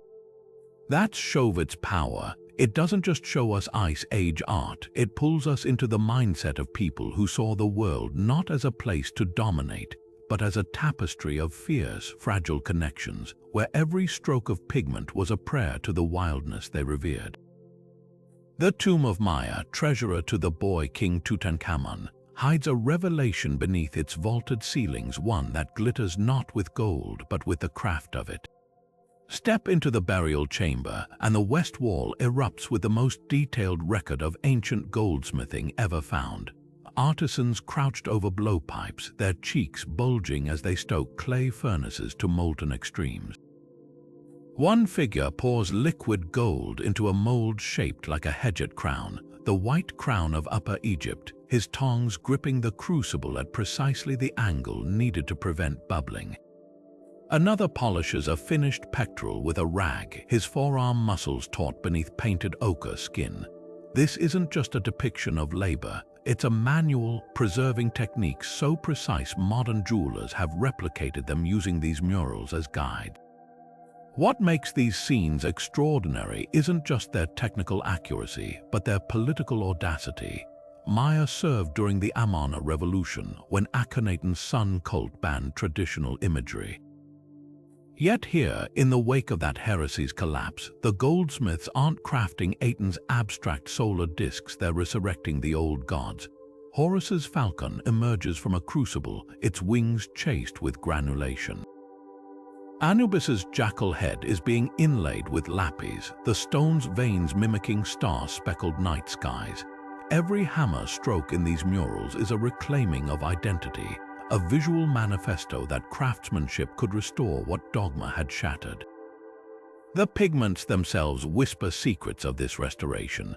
The gold leaf applied to the smith's tools contains traces of copper, an alloy used only during Tutankhamun's reign to stretch dwindling resources after Amarna's excesses. The blues in the gem inlay scenes aren't ground lapis but glazed faience, a frugal substitute that became symbolic of resilience. Even the artist's corrections are telling. Infrared imaging reveals where a smith's hand was originally painted holding a chisel incorrectly. The revised version positions it with the exact grip used to carve hieroglyphs into precious metal. This wasn't just art, it was documentation, ensuring that even if turmoil returned, the knowledge wouldn't be lost again. Yet the mural's true genius lies in its hidden hierarchies. Among the workers, one figure stands apart, a man with a scribe's palette tucked into his belt, inspecting a finished collar. His skin is the deeper red of nobility, but his posture is that of a supervisor, not a ruler. Most scholars agree this is Maya himself, portrayed not as a distant overseer but as a participant in the revival. The message is clear: restoring Egypt's soul wasn't just Pharaoh's work. It required the calloused hands of those who knew how to bend metal and history back into shape. Most haunting is the north wall's unfinished panel. A sketch in red ochre shows a goldsmith's workshop, but the figures lack faces, the tools hover mid-air without holders. Whether abandoned due to Maya's death or left as a deliberate invitation for the afterlife's artists to complete, it's a poignant reminder. Even in rebirth, something always remains undone. The pigments here are mixed with traces of myrrh, an offering not just to gods but to the craftsmen who, like Maya, straddled two worlds, mending what was broken while knowing their work would outlast them. Perched above the roaring Pacific, where coastal winds whip sand into the crumbling adobe walls of Pachacamac, the Temple of the Sun's murals pulse with colors that defy the desert's relentless decay. This isn't just pigment on plaster, it's a visual battleground where the Inca's imperial symbolism collides with the older, earthier iconography of the Ichma people they conquered. Step into the sacred precinct and the walls erupt with a duality that still stuns archaeologists. Scarlet macaws, sacred to the Inca, painted alongside local coastal fish worshipped by the Ichma for millennia. The artists didn't overlay one culture atop another. They fused them, creating a theological alloy as potent as the bronze in Inca knives. What makes these murals extraordinary isn't just their hybridity, but their hierarchy of color. The Inca, masters of psychological dominance, insisted their motifs shine in the most expensive pigments: crimson from cochineal insects hauled over the Andes, gold leaf hammered thin as moth wings. Yet the Icma's contributions: pelicans rendered in muted blues from crushed mussel shells, waves outlined in charcoal from mangrove roots, weren't erased. They were framed, literally bordered by Inca zigzags resembling the steppe terraces of Cusco. This wasn't censorship, it was co-option, a way to say, your gods remain but under our sky. The true stroke of genius lies in the mural's seasonal power. Cacaxtla was a pilgrimage site where desert met ocean, and the artists exploited this duality. During the summer solstice, sunlight slices through the temple's eastern portal, igniting a painted Inca sun disk so it appears to bleed molten gold down the wall, a staged miracle to awe the masses. But come winter, the angle shifts, spotlighting a previously hidden Icma deity, a shadowy figure with octopus tentacles, its curves revealed only when the light hits at its lowest, weakest point. The message: even the conquerors acknowledged the deep time wisdom of those who'd thrived here before them. Then there's the mystery of the vanishing pigments. Analysis reveals the blues and greens colors absent in the high Andes were mixed with a binder derived from local cactus sap. Over time, this organic glue deteriorated, causing the ocean-themed Icma elements to fade faster than the Inca's mineral-based reds and yellows. Was this deliberate, a quiet sabotage by Inca chemists, or simply the irony of time favoring the conqueror's palette? The walls won't say, but the most haunting detail isn't in the paint, it's beneath it. Infrared imaging exposed earlier murals where Cacaxtla's oracle, not the sun god, dominated. The Inca didn't just paint over these, they retained the oracle's prophetic gestures, weaving them into their solar imagery. Today, when dawn light floods the chamber, the shadow of the sun disk morphs for one fleeting moment into the outstretched hands of the old god, as if even empires must heed the whispers of the land they claim to rule. Stepping into the tomb of Ipi is like stumbling upon a bustling Nile side market at peak festival season. Every inch of the plaster walls thrums with the energy of an ancient Egyptian block party. As steward to Amenhotep III, one of Egypt's most extravagant pharaohs, Ipi didn't just document his administrative duties. He turned his tomb into a sensory explosion of commerce and celebration, proving that even the afterlife could use a good shopping spree. The west wall erupts with a marketplace so vivid you can practically hear the haggling. Fishmongers slapping gleaming catches onto limestone slabs, their iridescent scales rendered in crushed mother-of-pearl. Potters hawking vessels stacked in wobbling towers, the terracotta hues shifting from dawn pink to sunset orange to mimic firing temperatures. But look closer, this isn't just a generic bazaar. The artists embedded cheeky social commentary. A plump merchant discreetly shortchanges a customer by resting his thumb on the scale, while a sly-eyed pickpocket lifts a necklace from a distracted noblewoman's collar. These crimes were painted not to shame, but to assure Ipi even chaos had its place in Mat's balance.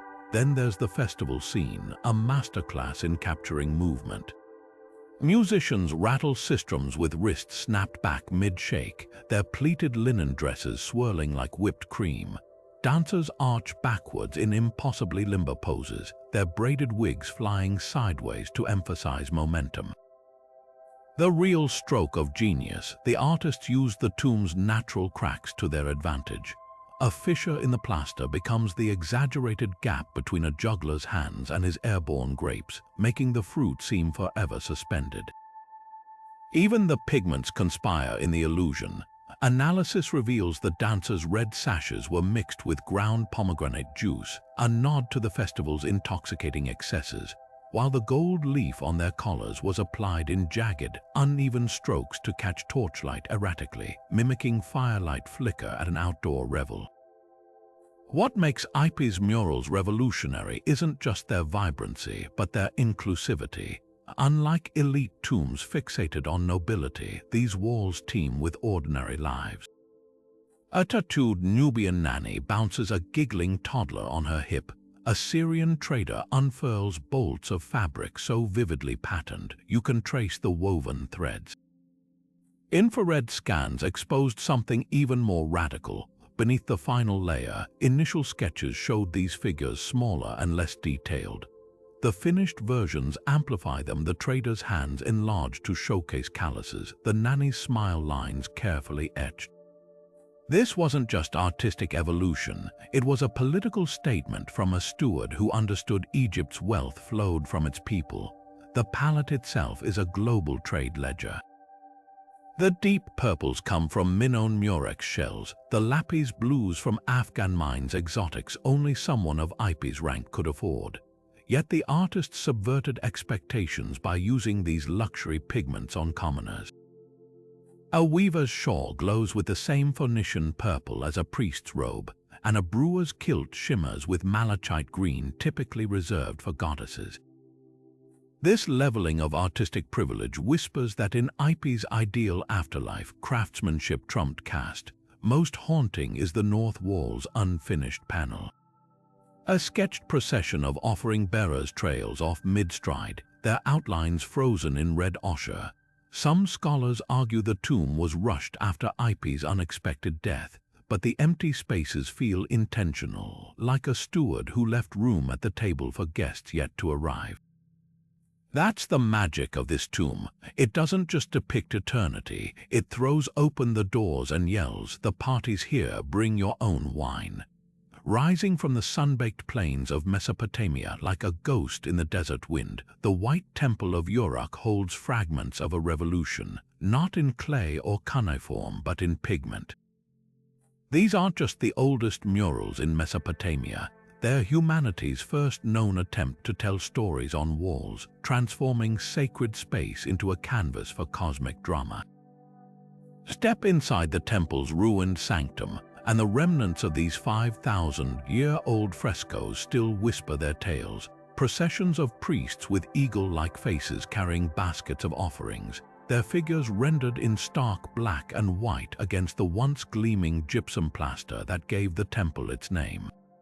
This was more than decoration, it was divine propaganda, a visual covenant between the gods and the world's first city dwellers. What makes these murals extraordinary isn't just their age, but their language of power.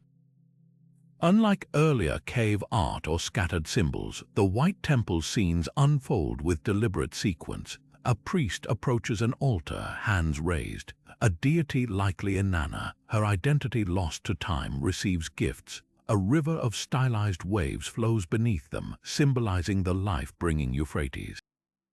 This was narrative as control, a way to codify rituals and hierarchies for a population transitioning from tribal loyalty to urban obedience. The artists used a minimalist palette, charcoal blacks, hematite reds, and the blinding white of powdered gypsum, but their techniques were shockingly sophisticated. Shadows were suggested by cross-hatching, a technique Europe wouldn't rediscover for millennia. Figures overlap to imply depth, their torsos twisted slightly to show movement, breaking free from the stiff profiles of earlier art.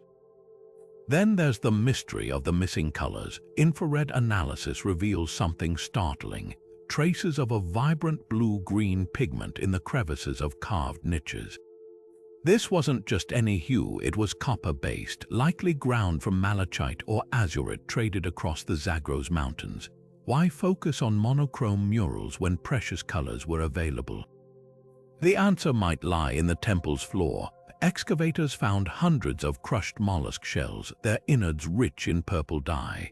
Some scholars argue the murals were merely the background, their austerity designed to make actual offerings, textiles, statues, even priestly robes dyed with these pigments explode with divine brilliance during rituals. The walls weren't the art, they were the frame, but the true revelation is in the erasure. Scattered across the temple are patches where murals were meticulously plastered over and repainted, not due to wear but to edit history. In one section, a procession of bearded men, likely enemy elites captured in battle, was replaced by a row of geometric symbols. Elsewhere, a deity's insignia was altered. possibly reflecting Uruk's shifting political alliances. These weren't mistakes, they were revisions, proof that even 5,000 years ago, those in power understood art's power to rewrite truth. Most haunting of all is the temple's lone surviving face, a fragment of a priest or perhaps a god, his almond-shaped eye staring from the plaster with unsettling directness. The pupil isn't painted, it's a hole drilled through to the wall behind. When torches were lit in the chamber, flickering light would have blazed through that void, making the eye seem to move. This wasn't just artistry, it was psychological theater, a way to make the divine gaze inescapable. Stand before these ruins today, and the legacy is clear. Every cathedral fresco, every political mural, every comic book splash page owes a debt to Uruk's nameless artists. They didn't just paint stories, they invented the very idea that walls could speak, and we've been listening ever since. Standing back to survey these 50 ancient murals is like watching humanity's consciousness flicker to life across the walls of time. From the torch-lit caves of Lascaux to the gold-leafed tombs of Thebes, each stroke of pigment whispers a universal truth. We've always needed to say, I was here and this mattered. What's breathtaking isn't just the artistry, but the shared impulses that transcend eras and empires. The same hand that painted a mammoth shuddering flank in ochre 30,000 years ago also guided the brush that traced Nefertari's eternal smile. Different continents, different gods, yet the same urgent desire to freeze beauty, fear, and devotion into something that outlasts flesh. These murals demolish the myth of primitive versus advanced art. Look closely at the Bonampak battle scenes, their chaos of spears and splattered crimson, then jump to the Sigiriya maidens, their sinuous grace frozen mid-dance. Both pulse with the same mastery of movement, the same understanding that color and line could stop time itself. The materials may evolve, from crushed berries to lapis hauled across mountains, but the vision remains to turn stone into a mirror reflecting our deepest selves. Yet for all their grandeur, these works guard intimate secrets. A child's footprints in wet plaster at San Bartolo, a smudged fingerprint in Tutankhamun's tomb where an artist adjusted a stroke. These aren't flaws, they're bridges. They remind us that behind every cosmic vision or royal portrait stood someone who blew charcoal dust from their palm, squinted at a sketch, and wondered, will this last? So tell us which mural reached across the centuries and gripped you. Was it the heart-stopping plunge of the tomb of the diver, or the way the Ajanta apsaras seemed to sway under your gaze? The good news, you don't need a time machine to stand before them. Many of these wonders still exist in the British Museum's hushed halls, under the laser scan protection of Lascaux's replica caves, or even on your screen through documentaries that let you zoom closer than any torchlight ever could. The real magic isn't just in seeing them, but in realizing that when you lean in to study a Maya scribe's shaky line or an Olmec jaguar's snarl, you're continuing a conversation as old as humanity itself. What will we leave on the walls for those who come after?